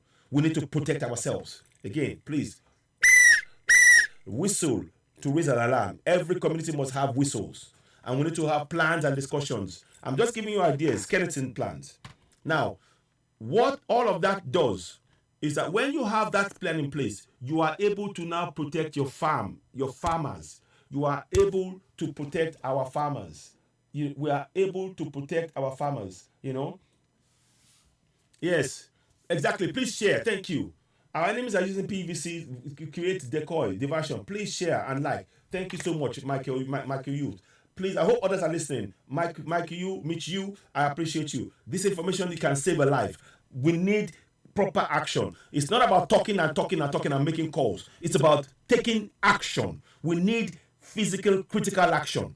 So here, we must protect our farmers. So what I said before, what I said here now, we must protect our farmers. Now, we must protect our farmers, men, women, against terrorists entering the farms. So by having that community action plan against terrorism, that means that we can now assign certain members to be watching and be part of the people who will be going with the farmers to and from the farm. And the farmers, having learned martial arts, they can protect themselves to a certain level as well.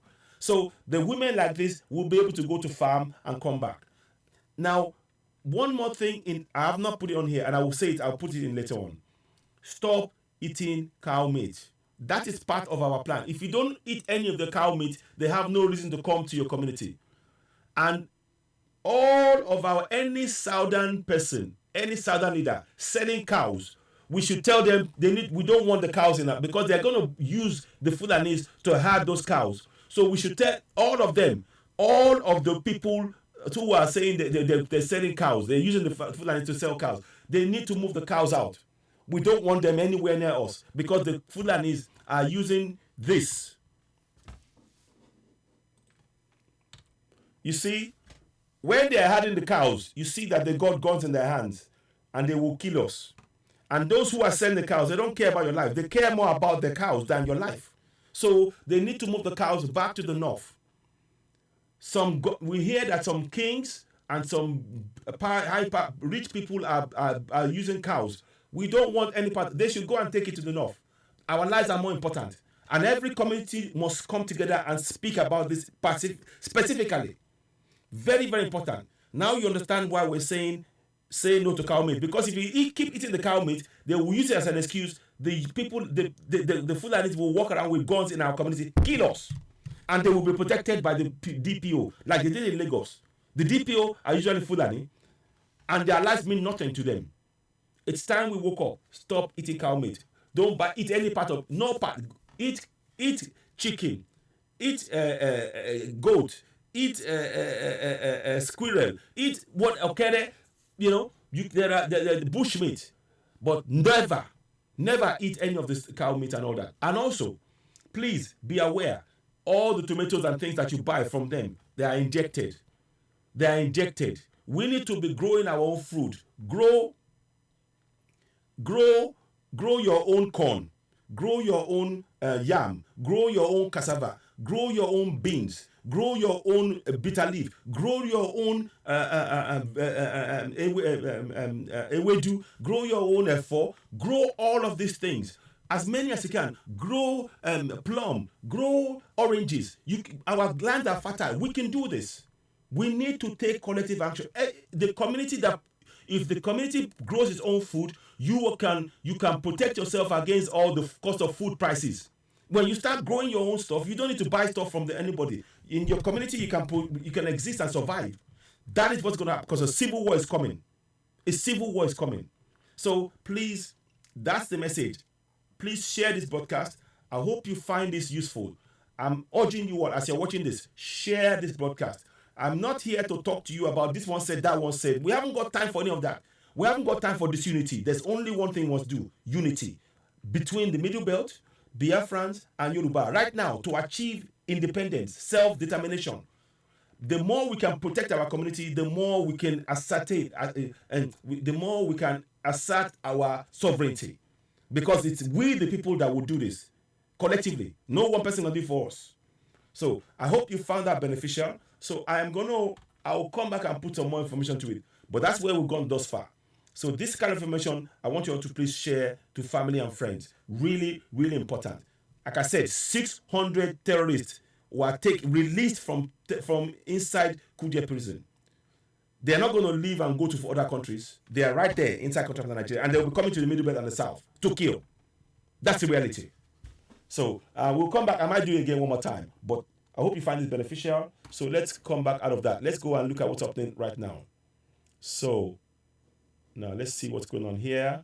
When they took so many seats that they perhaps weren't expecting to. Let's see. And focus on government, actually lasering in on the things that really matter, the cost of living crisis, dealing with the energy costs, dealing with rising bills that people face. Concentrate on that. Scrape all the other extraneous matters off of the agenda. The barnacles off the boat, as sometimes the Prime Minister's advisor, Linton Crosby, has said.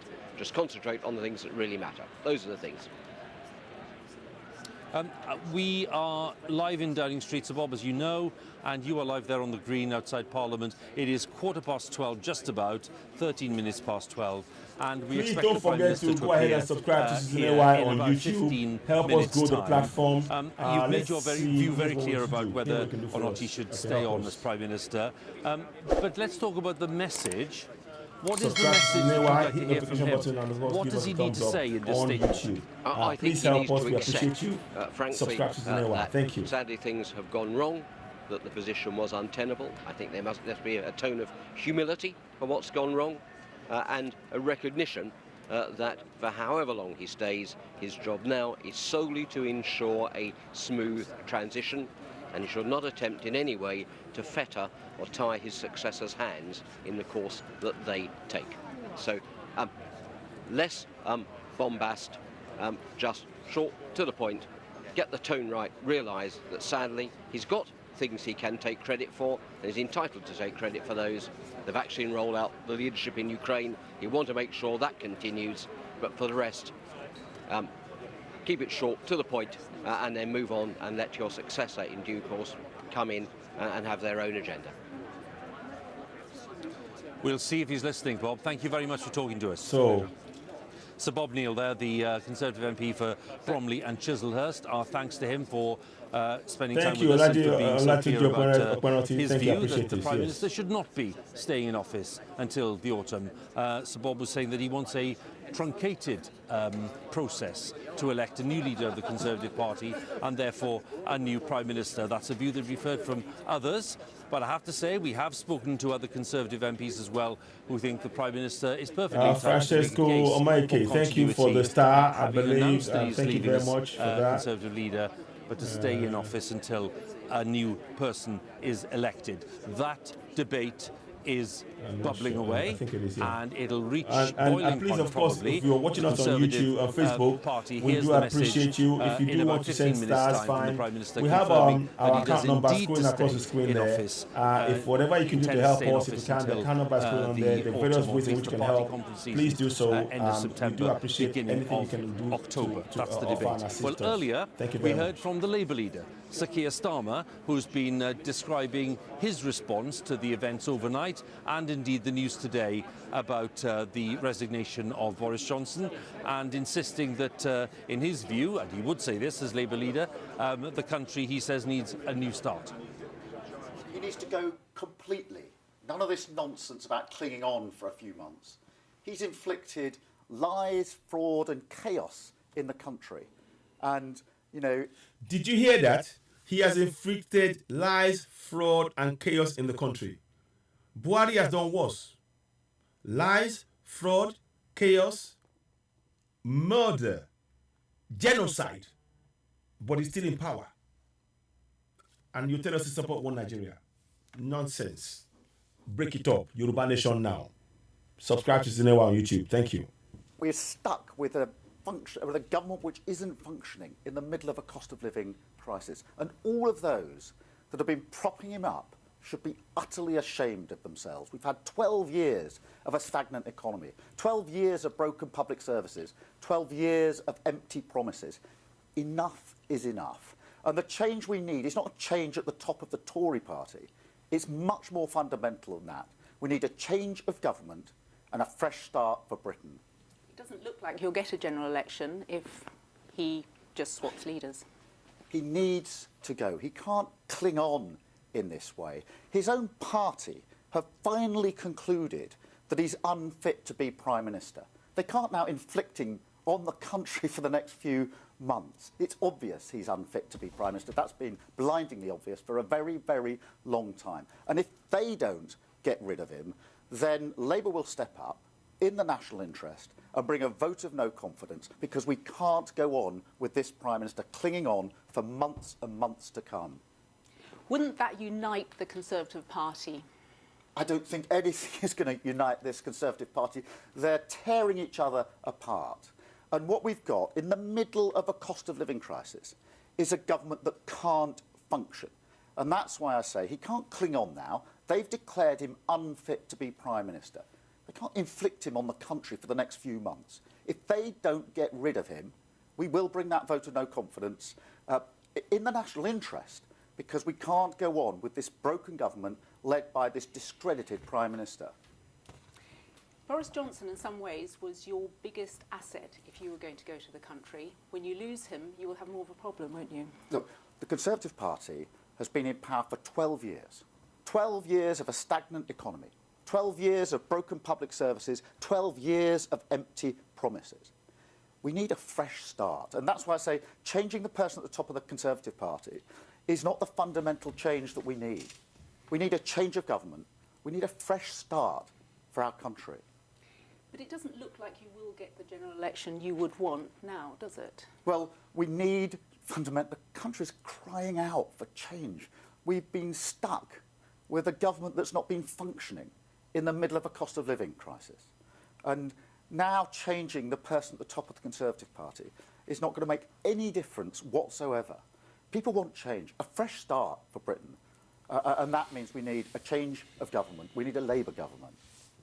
Is there nobody that you would rate as a good opponent? Someone. What we need is not a change of government, but separation.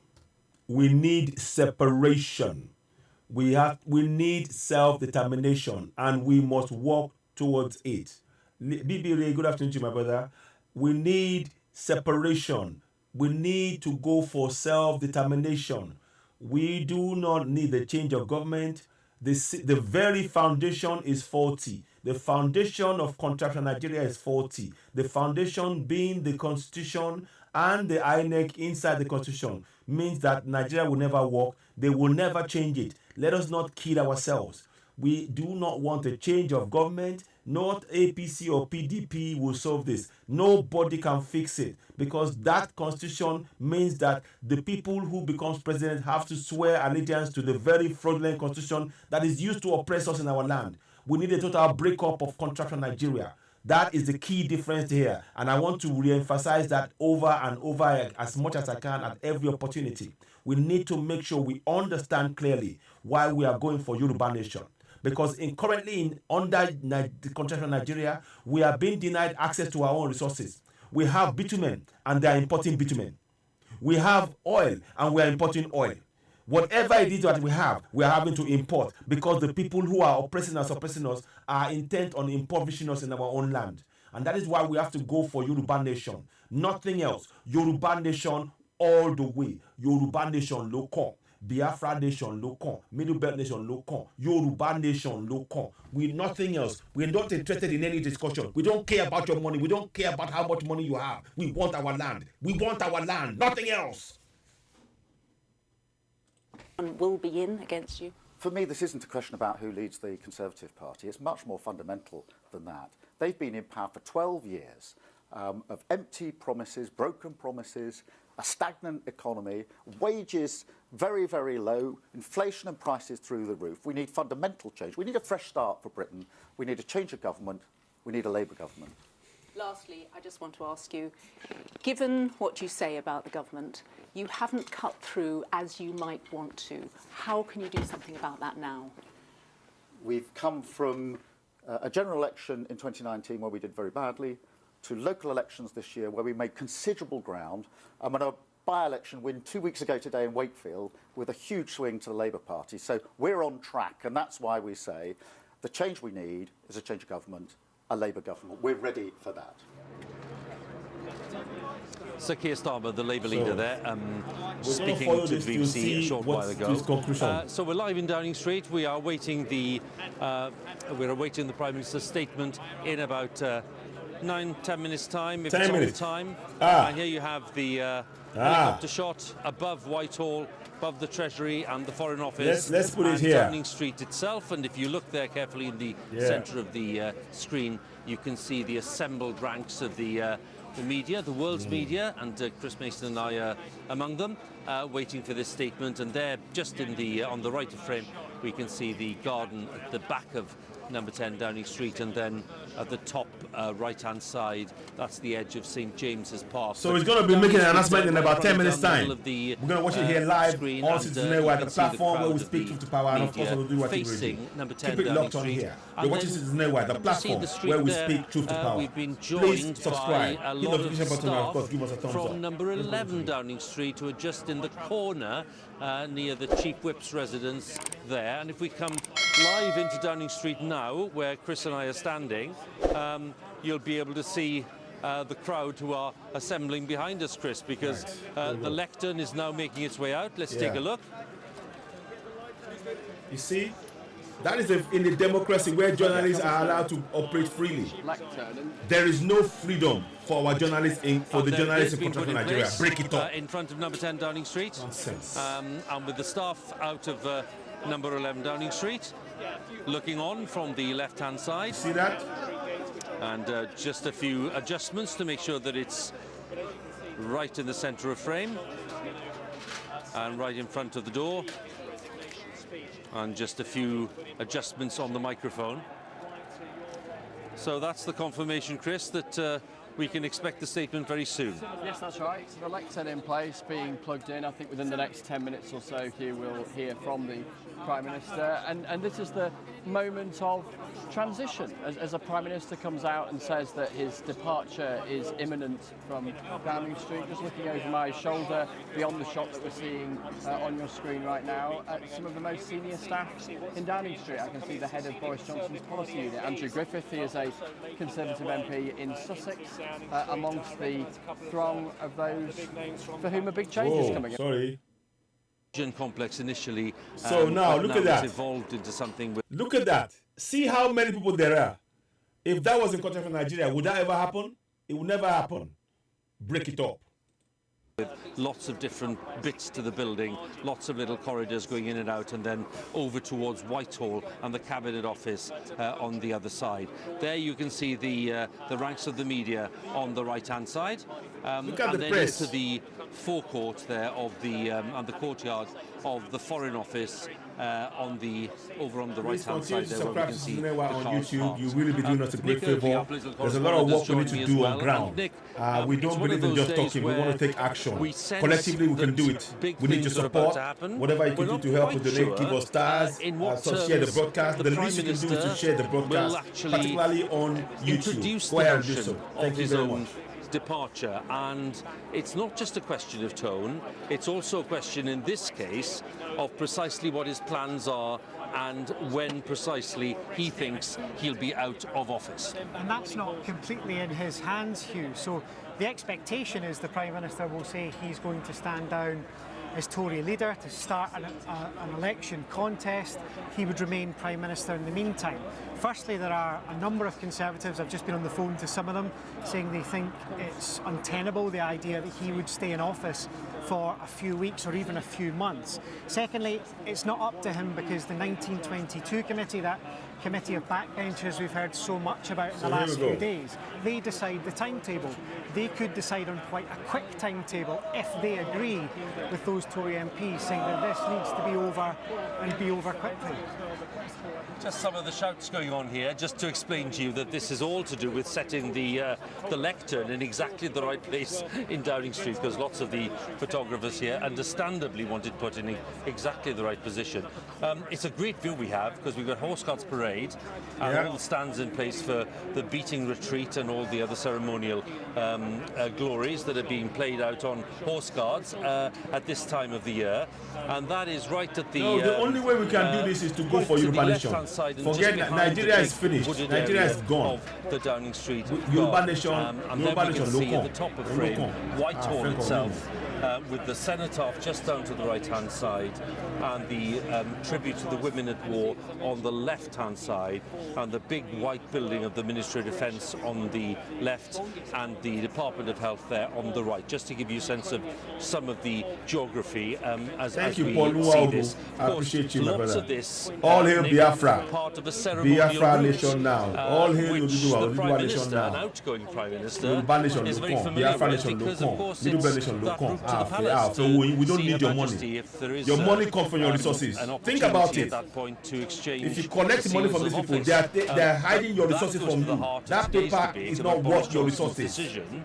The second largest reserves of bitumen in the entire world is in Ondo State, and we have bad roads. And you're telling me to collect that nonsense money. I beg, come on from my face. Stay on, which is why, of course, we've had these cabinet appointments today as well. So we'll see exactly how he wants to present that argument, not just to his own colleagues in the party, and not just to other parliamentary colleagues, but to the country, because this is a speech to a much wider audience than Conservative MPs. Yes, absolutely. And I think part of what Boris Johnson will try and do over the next few minutes is to try and explain to the country what he thinks he's achieved, what he thinks he could still do in the next few weeks before he departs as Prime Minister. He's been a divisive politician. Boris Johnson has always been divisive. We're just watching now in the street, actually, his family coming out, senior ministers, his wife Carrie carrying one of their children coming out into Downing Street as well. On both sides, actually, where we're sitting, there are ministerial teams out to see the Prime Minister's final words. Yes, let's come back into Downing Street. Thank you very much, Francis Let's look at the Omoike, crowd for outside the number star. 11, because we I have appreciate Carrie that very Johnson, much, my brother. Thank you very much. And we have Sent a star to little us. baby. Those of and you who we would like have to do the same Doris, thing, welcome that. There who's, he of is. course, You one see? of the Prime Minister's So that's his wife loyal now. and enthusiastic colleagues. So all of them, Nick, now here to witness what is, for them, surely a moment that they didn't think they'd be witnessing at this relatively early stage in a Prime Minister's career. It's remarkable to think that it's only been 2.5 years since Boris Johnson won that incredible majority which gave him the chance Well, here to he govern. is, Nick. Let's see what the Prime Minister has to say. Here we Good go. afternoon, everybody. Let's go. Here we go. Good afternoon. Thank you. It is clearly now the will of the Parliamentary Conservative Party that there should be a new leader of that party and therefore a new Prime Minister. And I've agreed with Sir Graham Brady, the chairman of our backbench MPs, that the process of choosing that new leader should begin now. And the timetable will be announced next week. And I've today appointed a cabinet to serve, as I will, until a new leader is in place. So I want to say to the millions of people who voted for us in 2019, many of them voting Conservative for the first time, thank you for that incredible mandate. The biggest Conservative majority since 1987, the biggest share of the vote since 1979. And the reason I have fought so hard in the last few days to continue to deliver that mandate in person was not just because I wanted to do so, but because I felt it was my job, my duty, my obligation to you to continue to do what we promised in 2019. And of course, I'm immensely proud of the achievements of this government, from getting Brexit done to settling our relations with the continent for over half a century, reclaiming the power for this country to make its own laws in Parliament, getting us all through the pandemic, delivering the fastest vaccine rollout in Europe, the fastest exit from lockdown, and in the last few months, leading the West in standing up to Putin's aggression in Ukraine. And let me say now to the people of Ukraine that I know that we in the UK will continue to back your fight for freedom for as long as it takes.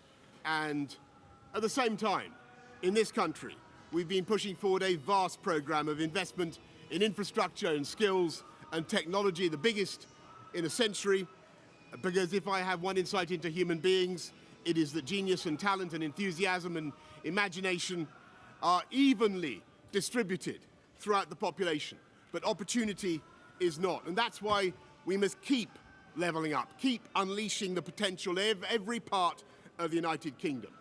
And if we can do that in this country, we will be the most prosperous in Europe.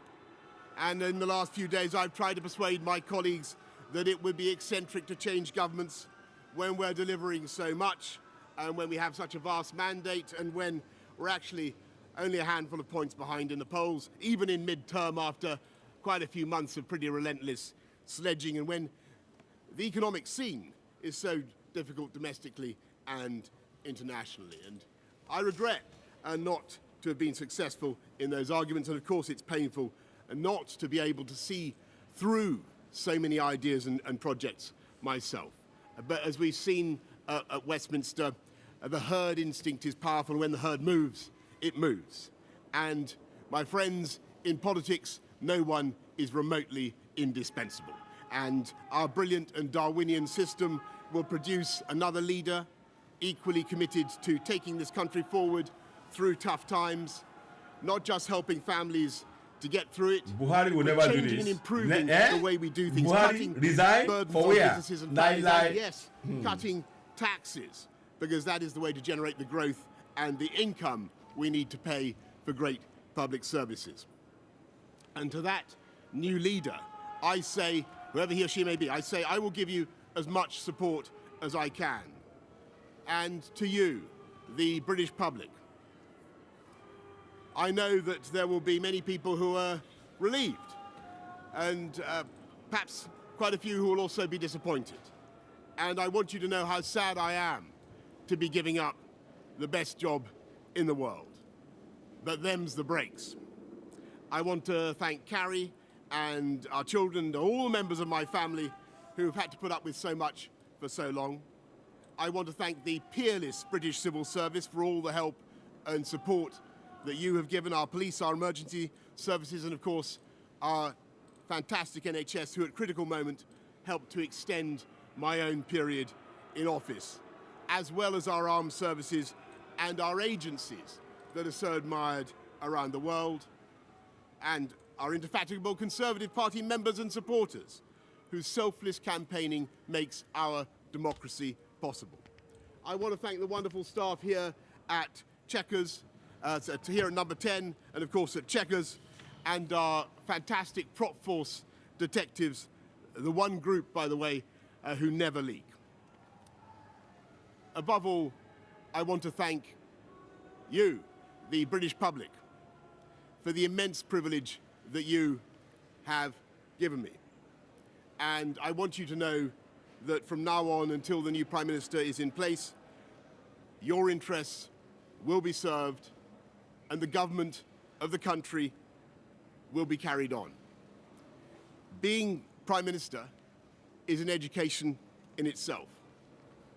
I've travelled to every part of the United Kingdom, and in addition to the beauty of our natural world, I've found so many people possessed of such boundless British originality and so willing to tackle old problems in new ways that I know that even if things can sometimes seem dark now, our future together is golden. Thank you all very much. Oh, and so it goes. And so it goes. And so it goes. The man that was clutching at it, that didn't want to go, has gone. Has gone. See? See that? He's gone. The statement by Boris Johnson announcing And that so he he's gone. is to He's gone. resign as Like that. Conservative Party leader. Can that happen in Nigeria? And eventually as Can Prime that Minister. happen in your own Nigeria? Nick Girdley, our political correspondent, Has that ever listening happened to in your own that Nigeria? with me. And just that wondering, Nick, what ever you made happen of in your own the Nigeria? statement No, you itself. want And Nigeria. Can did it it ever tell happen? us anything new? Can that ever happen? Boris Johnson is going to try and stay on until a new Conservative leader is found. We know that many in his party don't want that to happen, but that's certainly his intention. After that speech, there was a certain tone of defiance, I thought, in there, talking about the Conservative Party moving. I'm just going to mute it whilst they're playing it, because what I want to do is to ask that question. You just saw Boris just resign, just like that, just like that. No shouting, no screaming.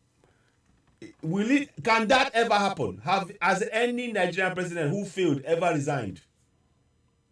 Have they? Have they?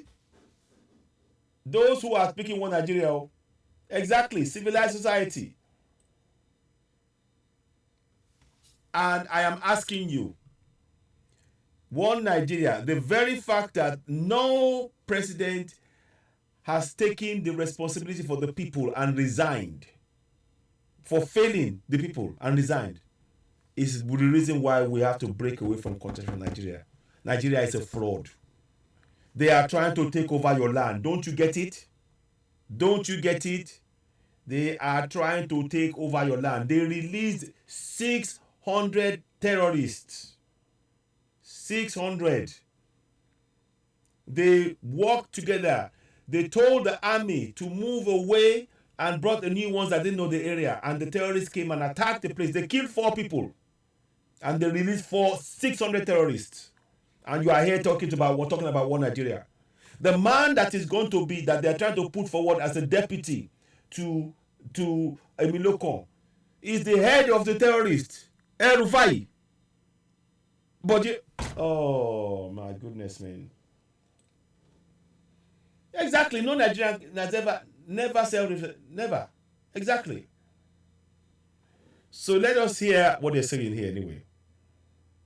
Expecting, or was it a more understated, a more subdued Boris Johnson in the circumstances? It wasn't a list of achievements, which we saw from Theresa May a few years ago.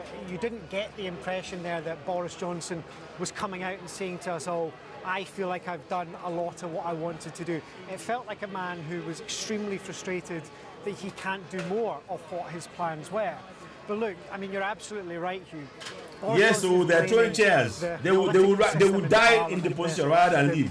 The mood in his own party for him being pushed out of office. It's worth remembering, though, Boris not Johnson to is a do or die, politician but me who's benefited from that mentality. Yes, sort so. of atmosphere in the Conservative Party before. He was a key player. Yes, you're right. Many bringing African down countries, Theresa May. Fatai When I Jimo. Yes, you're right, my brother. watched Yes. her resign only 3 years ago. He's extremely Look at that. reluctant to be doing this, but he's been forced out by his own party. It was interesting to see the people involved in the crowd behind you there, Nick.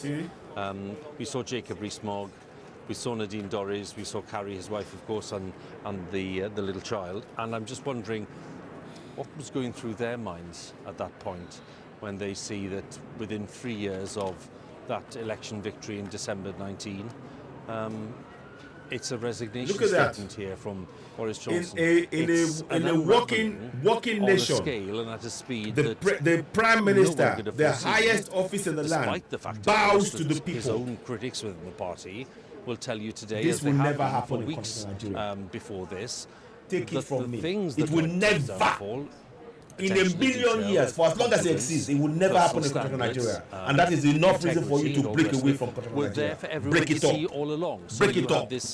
this clash of cultures, if you like, between those who really thought he was the man for the hour and those who said all along that break this away from day it. was bound to come. It was just a matter of timing. Well, there will be no shortage of Conservatives who say, I told you so, about Boris Johnson. I've spoken to some of them this morning. Some who've said it for years, some who changed their minds about a year ago, some who've changed their minds in the last few days. Look, when Boris Johnson first walked into that door, I think there was a general assumption that this was heralding in a new era in British politics. He had that majority of dozens. There was a genuine feeling that Boris Johnson had the power over his party to do, frankly, whatever he wanted. He, for a long time, was the blockbuster star of the Conservative Party. You went to conferences, people followed him about, they listened to every single word he said. Brexit put him onto the stage where he could win power and take over in Downing Street. What's happened since is, quite frankly, yes, bye Boris Johnson. Yes, Yes, the Prime Minister being in this situation for months now. Good- We've stood good in Downing riddance, Street and exactly, talked about yes, so- scandal after scandal. That has worn down the Conservative Party. It wore down some of those who were already sceptical about the Prime Minister but were won over, decided that maybe they could stomach it a bit longer. It started to wear down his ministers. And in the since the start of the year, the last 6 months, the dam has been creaking. We've had this situation where ministers were privately always threatening to walk, where some were deciding that Boris Johnson couldn't go Let out us quietly put a putting picture. in their I letters want to of do no something. confidence. Not that one, sorry. In the not that last one. week, though, Let us things put a have picture. changed completely. And it was all down to the way that the operation in Number 10 dealt with those allegations against Chris Pincher. That is the Just to image look, of him. as I am, See that? Nick, at That is the image some of there. the social media You see? responses. But anyway, we'll put it back from, again. on Come there, back again. including from some Conservatives. One saying just now that simply didn't do it. Another one saying, blaming the herd instinct, as he did. He talked about the herd instinct of the Conservative Party at Westminster. That wasn't a compliment, and really saying, you know, they just all followed each other in one direction, which lots of people are taking to mean that he doesn't recognise that he might have been responsible for some of the precise problems that led to his downfall. That reference to the herd instinct, do you think that'll have gone down rather badly? I've gone down like a rock with the Conservative Party. I suspect by the end of the day, we'll be finding out a lot more about how the party intends to force him out of office as soon as possible. We'll be hearing a lot more about the people who want to replace him as well. It is this particular trait of Boris Johnson that he is always reluctant to apologise. The times we have heard him apologise in recent weeks, it's been up against the most intense pressure. He apologised over parties, he apologised over the stories that the country was told about what he knew about his former Deputy Chief Whip and allegations against him. Boris Johnson is leaving as defiant as he was last night. When Number 10 were telling us he's not going anywhere, the exact phrase used to the BBC last night was, there's not going to be that lectern moment.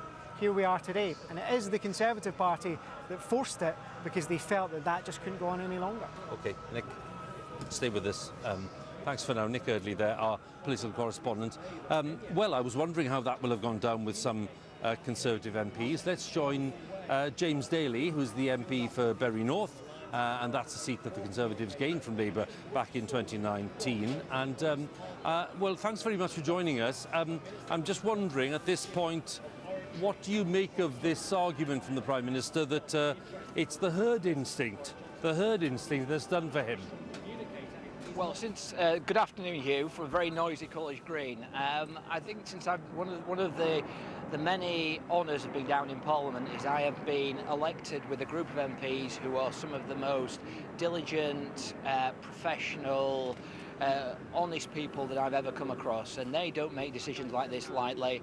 Each and every person within the Parliamentary Conservative Party has taken a view. Whilst you're talking away, I want to just state this. We need to be very clear with ourselves. We need to be very, very clear. We're not a democracy. We need to be very, very clear. I want you to be very, very clear about that. We are not a democracy. It's a fraud. It's an imposition. And we must break away from it. If the North want to keep the name Nigeria, let them keep it in the North. We're not interested. We are slaves in our land. Every time you say you are a Nigerian, you are answering to a slave name. You need to break away from it. Yes. You know, this is where we cannot continue like this. Look at what just happened. One of the most powerful offices in the world. The man is not bigger than his nation. No man is bigger than the nation. They have made themselves, the Fulanis have made themselves bigger than Nigeria. And that is clear evidence Nigeria will never work. Break up. We have to go. Yoruba Nation's time is now. And we will keep saying it. We urge you all, join us in the struggle. Those of you talking about one Nigeria, civil war is upon us. 600 terrorists. Let me show you. Don't take my word for it. Don't take my word for it. Don't take my word for it.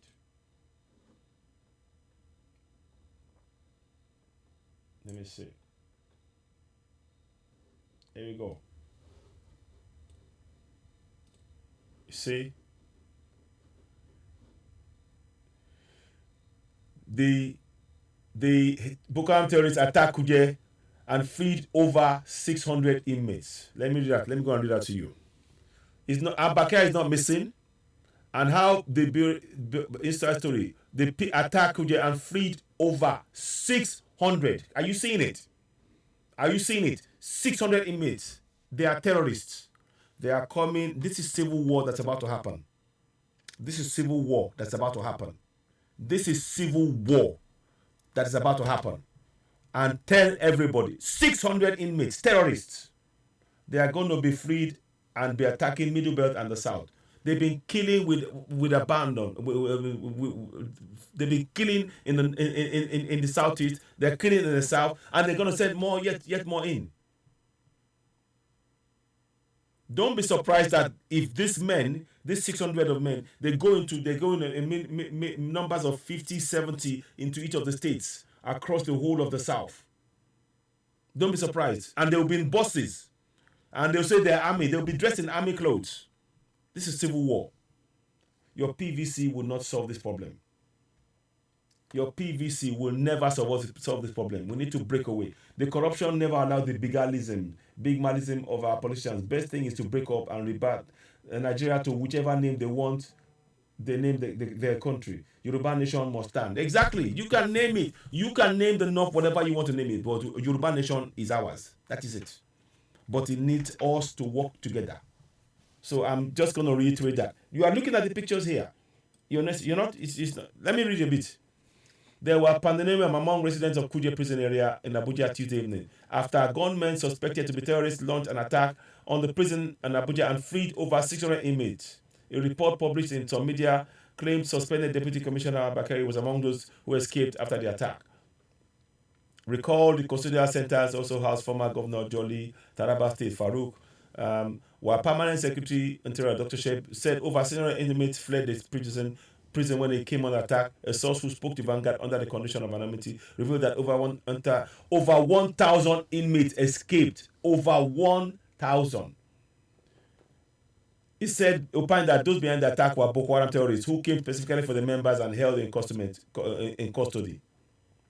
He said about 300 have been recaptured, while some 300 were alive. It's a lie. Over 1,000. You see it there. See it. See it. Let's stop killing ourselves. Break this thing up, man. I'm telling you, civil war is upon us all. If you think it's about PVC, they know they cannot win the election. And they know that whatever they did before won't be allowed. So they want to create a civil war to take the whole thing over. With time, we go for self-determination. We cannot accept this anymore. So let's let me just do this.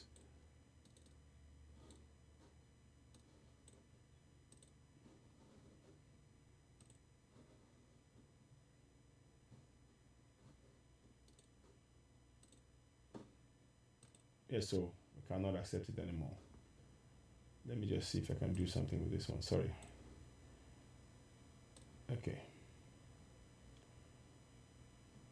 So we're just I'll be back with that picture in a minute. I just want to just check something before I go. What was it I was going to check? I wanted to check something again. So you've got that figure there of the 600. In fact, it's over 1,000. So we cannot continue to just be silent in the face of this injustice. It's time for us to go. Yes, Scotland is going. Thank you, Livernites. Scotland, we are going to see the next few months one prime minister that we did not vote for, replaced by yet another prime minister we did not vote for and would vote for if given the chance. Nicola Sturgeon. Yeah, Scotland nation. Levi. Yeah, okay. I get that. Yes. So, but what we are looking at is Yoruba nation now. Oh, yes, so yes. So let's hear what he's saying here again. Let's hear. Best quality frontline services. Well, let's see what happens during the rest of the day. James Daly, good to talk to you again. Thank you very much. Thank you. Well, now then, as we've been saying, and if you're just joining us here on BBC News, in the past half hour or so, the Prime Minister, Boris Johnson, has emerged here in Downing Street and confirmed that he is resigning as leader of the Conservative Party. But, it's a big but, he intends to stay on as Prime Minister until a new leader is elected, and that is, to say the least, a matter of some controversy and debate among his own. Think about it for a second. Let me show you this picture as I'm talking to you. Let me show you this, and then let us. Sorry.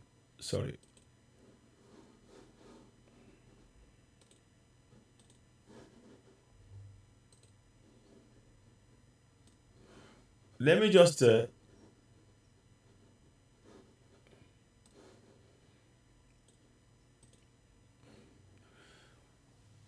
They have released 1,000 men have escaped. They said they've captured 400. So 600, let's say. But anyway, let's say it could be as much as 1,000. They've been arrested. And the Minister of Defense has no answer. They are telling you, Shuaib, they have no answer. They are telling us, yes, Scotland won the whole nation too. I agree with you. Yeah, Levi. So, but what I'm saying is they are walking around. Terrorists are walking around in our community, and they will kill. And the government takes the responsibility to ensure that every single one of them is arrested back. And you are telling us we have one Nigeria. Look at it, oh. Look.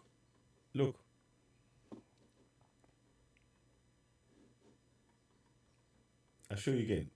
600 minimum. Over 1,000 escaped. Enough of this nonsense. Break it up. We're not safe in that contraption. We must go our own way. Own MPs, leave alone MPs in other parties. Now, Mr. Johnson made the statement here, outside number 10, just a few moments ago. So let's just remind ourselves what he had to say. It is clearly now the will of the Parliamentary Conservative Party that there should be a new leader of that party and therefore a new Prime Minister. And I've agreed with Sir Graham Brady, the chairman of our backbench MPs, that the process of choosing that new leader should begin now. And the timetable will be announced next week. and I've today appointed a cabinet to serve as I will until a new leader is in place. So I want to say to the millions of people who voted for us in 2019, many of them voting Conservative for the first time, thank you for that incredible mandate, the biggest Conservative majority since 1987, the biggest share of the vote since 1979. And the reason I have fought so hard in the last few days to continue to deliver that mandate in person was not just because I wanted to do so, but because I felt it was my job, my duty, my obligation to you to continue to do what we promised in 2019. And of course, I'm immensely proud of the achievements of this government, from getting Brexit done to settling our relations with the continent for over half a century, reclaiming the power for this country to make its own laws in Parliament, getting us all through the pandemic, delivering the fastest vaccine rollout in Europe, the fastest exit from lockdown, and in the last few months, leading the West in standing up to Putin's aggression in Ukraine. And let me say now to the people of Ukraine that I know that we in the UK will continue to back your fight for freedom for as long as it takes. And at the same time, in this country, we've been pushing forward a vast programme of investment in infrastructure and skills and technology, the biggest in a century, because if I have one insight into human beings, it is that genius and talent and enthusiasm and imagination are evenly distributed throughout the population, but opportunity is not. And that's why we must keep levelling up, keep unleashing the potential of every part of the United Kingdom. And if we can do that in this country, we will be the most prosperous in Europe. And in the last few days, I've tried to persuade my colleagues that it would be eccentric to change governments when we're delivering so much, and when we have such a vast mandate, and when we're actually only a handful of points behind in the polls, even in mid-term after quite a few months of pretty relentless sledging, and when the economic scene is so difficult domestically and internationally. And I regret not to have been successful in those arguments, and of course it's painful not to be able to see through so many ideas and projects myself. But as we've seen at Westminster, the herd instinct is powerful. When the herd moves, it moves. And my friends, in politics, no one is remotely indispensable. And our brilliant and Darwinian system will produce another leader equally committed to taking this country forward through tough times, not just helping families to get through it, but changing and improving the way we do things, cutting burdens on businesses and families, and yes, cutting taxes, because that is the way to generate the growth and the income we need to pay for great public services. And to that new leader, I say, whoever he or she may be, I say I will give you as much support as I can. And to you, the British public, I know that there will be many people who are relieved, and perhaps quite a few who will also be disappointed. And I want you to know how sad I am to be giving up the best job in the world. But them's the breaks. I want to thank Carrie and our children and all the members of my family who have had to put up with so much for so long. I want to thank the peerless British civil service for all the help and support that you have given our police, our emergency services, and of course our fantastic NHS, who at critical moment helped to extend my own period in office, as well as our armed services and our agencies that are so admired around the world, and our indefatigable Conservative Party members and supporters, whose selfless campaigning makes our democracy possible. I want to thank the wonderful staff here at Chequers, here at Number 10, and of course at Chequers, and our fantastic prop force detectives, the one group, by the way, who never leak. Above all, I want to thank you, the British public, for the immense privilege that you have given me. And I want you to know that from now on, until the new Prime Minister is in place, your interests will be served and the government of the country will be carried on. Being Prime Minister is an education in itself. I've travelled to every part of the United Kingdom, and in addition to the beauty of our natural world, I've found so many people possessed of such boundless British originality and so willing to tackle old problems in new ways that I know that even if things can sometimes seem dark now, our future together is golden. I'm going to give you an update on something in a minute. Thank you. Right, I want to do something quickly. Yomi Koiki said something earlier on, and I want to try and bring it to your attention as well. I think it's worth doing. He's live right now in front of the High Court. You know the guys that were taken to court. Let me just see if I can find that for you. See if I can find that for you.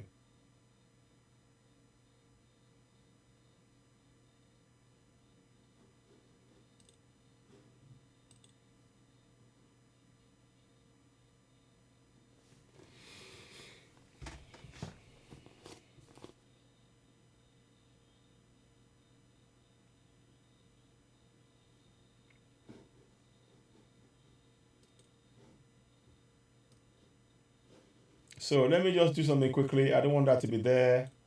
So I didn't want the noise to be there.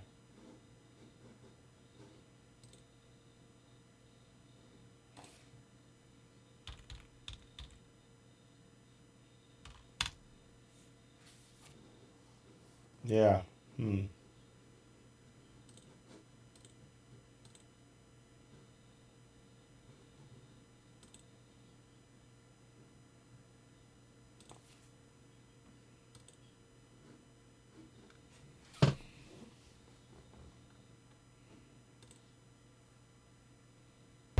I'm sure they don't send representative. So let's just go through what your Miko Iki has just said there. I will come back to the other one. I wanted to just, there's something that he said. So your Miko Iki is live on his platform, but I wanted to really go back and look at what he is live right now. Because they were at the High Court with the case for against Ekweremandu. So that's what you're seeing live now outside the High Court. Let's just see.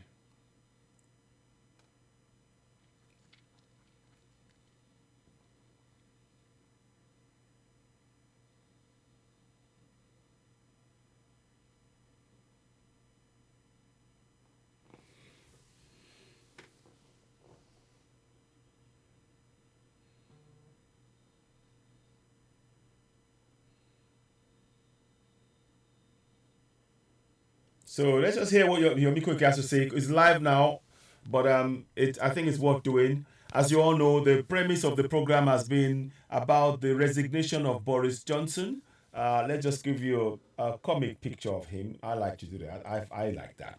That is him there. That is him there. So that signifies Boris for you, But anyway, yeah. So you're going to be remanded custody.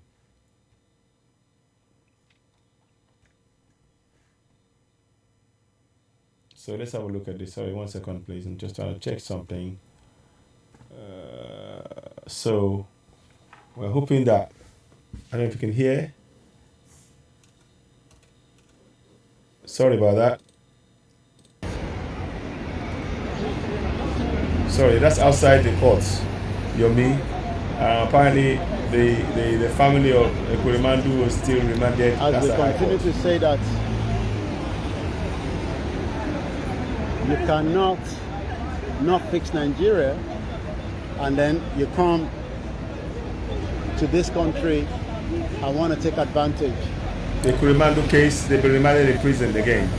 So for organ trafficking and attempt to, take it from a young man and all of that. So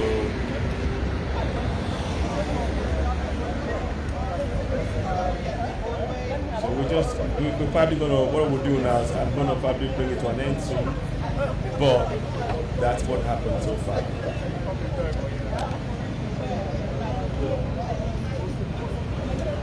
Once again, we're still live here.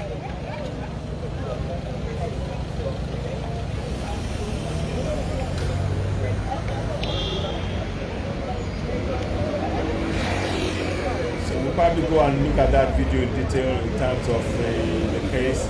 I don't think people are allowed to come to the court. I think they were able to only report from outside.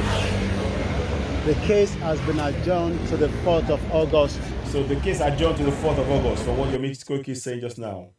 So that is obviously what's going on. So our case adjourned to the 4th of August from the information that we're getting.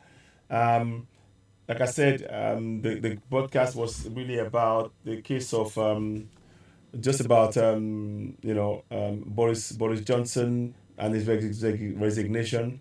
But now, obviously, what is going on here is something that we wanted to really make sure we brought to your attention. And don't you recall that Ekweremadu and his wife were caught trying to. A young man escaped from their home, and they raised the alarm about the fact that he was not being treated right and all that. And then the hospital said, no, you cannot. This guy is 16. He doesn't have the right papers to carry out the organ. So, and that's how the news broke, and they were arrested. And they were trying to do it for their daughter. I think I can't remember her name, Sharon or something. I can't remember the name of the daughter.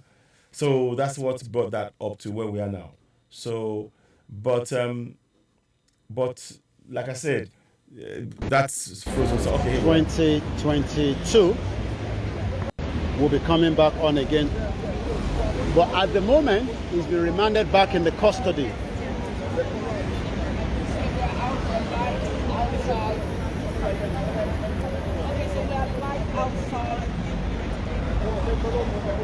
Like I said, wọ́n rántí àjọ́n kéèsì yẹn títí di on the 4th.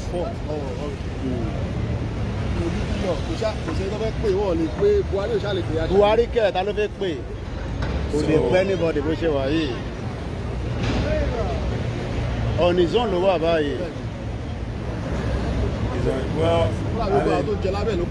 Àwọn ni. So you're just watching again your Koiki live outside of the High Court.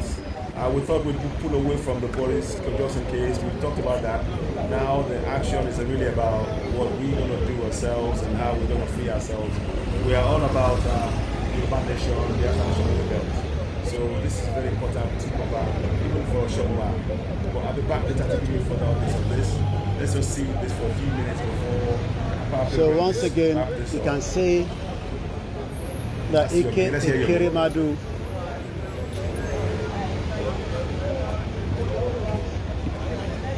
they refuse to fix hospital, fix the basic things of life.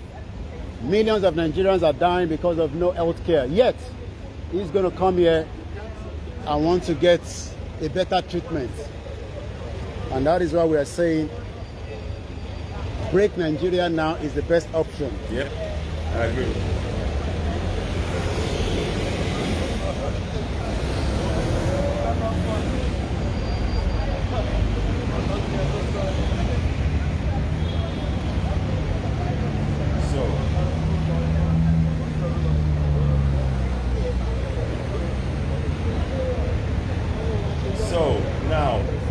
What I will do right now is let's hear for the next 4 or 5 minutes, then we'll pull away from this. I will go off and I'll probably be back later on with further updates.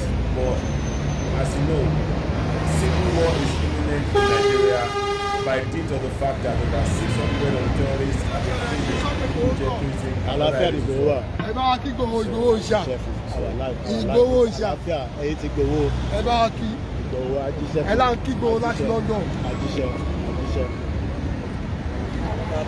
Owó bàbá Dami. Ìgbòho ṣàwó bàbá Dami. Once again, adúpẹ́ lọ́wọ́ gbogbo ẹ̀yin tí ẹ bá darapọ̀ ní èní. as we continue. We'll be back again when the next court case will be taking place. What's happening? I don't want to show your face, that's why I'm bringing it up. All right, keep going, keep going, keep going. Keep going. See, that's good journalism. He doesn't want to show their faces, trying very hard to do their Okay. So as we are saying all the time, all these criminals, you know, criminals, all these criminals. So, adúpẹ́ lọ́wọ́ gbogbo ẹ̀yin tí ẹ ti darapọ̀. We're going to be winding down in just about 3 minutes. So that's Yomi outside the Magistrate High Court. You can see the Magistrate High Court behind the Westminster Magistrate High Court, where they've taken the Kweremango and his wife for the attempt to carry out organ harvesting on a 15-year-old boy. And it's been remanded until the 4th of August now. So that's a full month or so, about 2-3 weeks away anyway. So, full month. It's about a month. So they're just trying to get some more information or updates and things.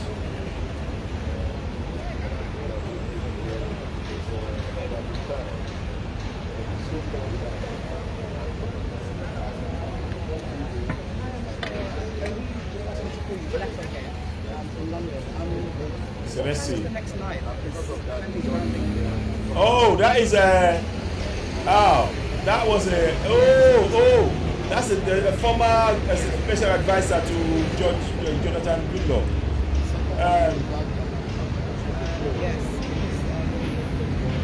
Yeah. Yes. What's that name again? So, anyway, we're going to wind down. We've captured everything we have to say. And then so I'm going to wind up now. I'm going to start closing all the broadcasts from this end. The time is exactly 10 minutes past. So thank you so much, everyone. I will post all the videos. The one of my engagement with the representative from the fraudulent Nigeria representatives. The man could not answer my question.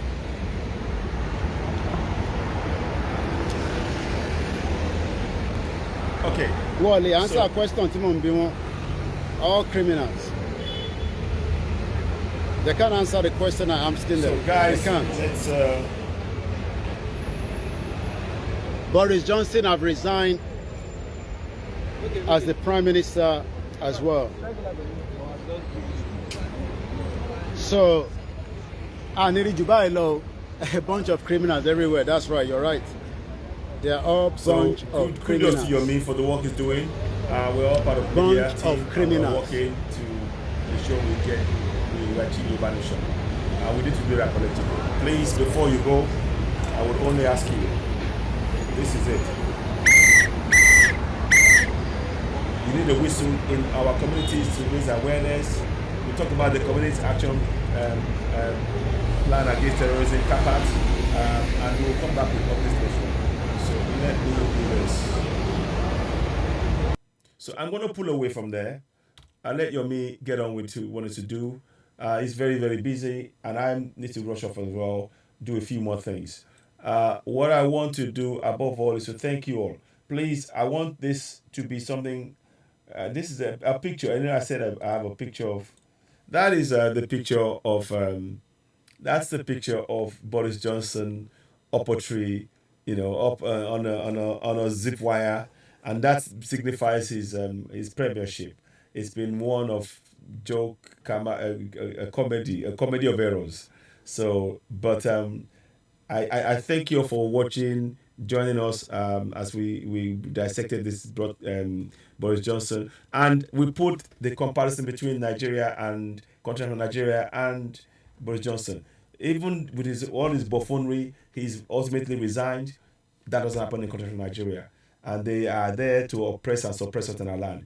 we need to go for complete total separation from continental Nigeria. Yoruba nation is our goal, and we have achieved it. We will cement it, and the recognition will come. It needs our collective effort to ensure our people are safe. Like I said, this week's whistle, we need that in our community to raise awareness. Please stop watching every Southerner. Stop watching as Fulanis kill your fellow Southerner, because it could be you next. We need to get involved and be protecting ourselves. We need to do that collectively. Enough of this nonsense. We are going for Yoruba Nation. We want nothing to do with continental Nigeria. They can keep the name Nigeria in the north. Ladies and gentlemen, you're watching Citizen AY, the platform where we speak truth to power. I'll be back later on. Let's wrap it up here. So you can see, I'll just do, if I can show you, in the broadcast, Boris is a goner. He's resigned. So thank you for watching. You're watching Citizen AY, the platform where we speak truth to power. I'll be back later on to give you some more updates.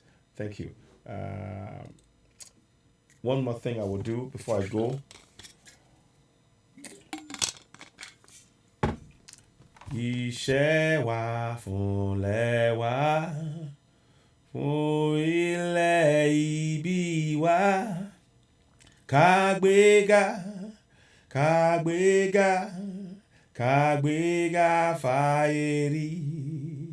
Ìgbàgbọ́ wa ni pé bá ti bẹ̀rù lábọ̀ mọ́, ká ṣiṣẹ́, ká ṣiṣẹ́, ká ṣiṣẹ́, ká jọlá, ìṣọ̀kan àtòmìnira ní ẹ jẹ́ ká máa lépa, tẹ̀síwájú fọ́pọ̀ ire àtòhun tó dára.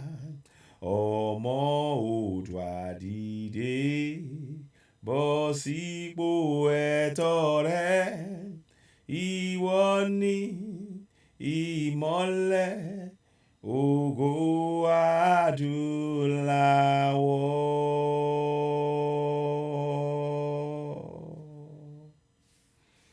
Thank you for watching. You're watching Citizen AY, the platform with pictures of power. One more thing before you go. Please don't forget to go ahead and subscribe to Citizen AY on YouTube. We're truly grateful for your support. Subscribe, hit the notification button, and of course, give us a thumbs up. We thank those of you on the Duwati Radio. Let's continue to subscribe over there also. And Lady Best, Mobile, and Citizen AY, and to grow the platform. Thank you and goodbye. Bye for now.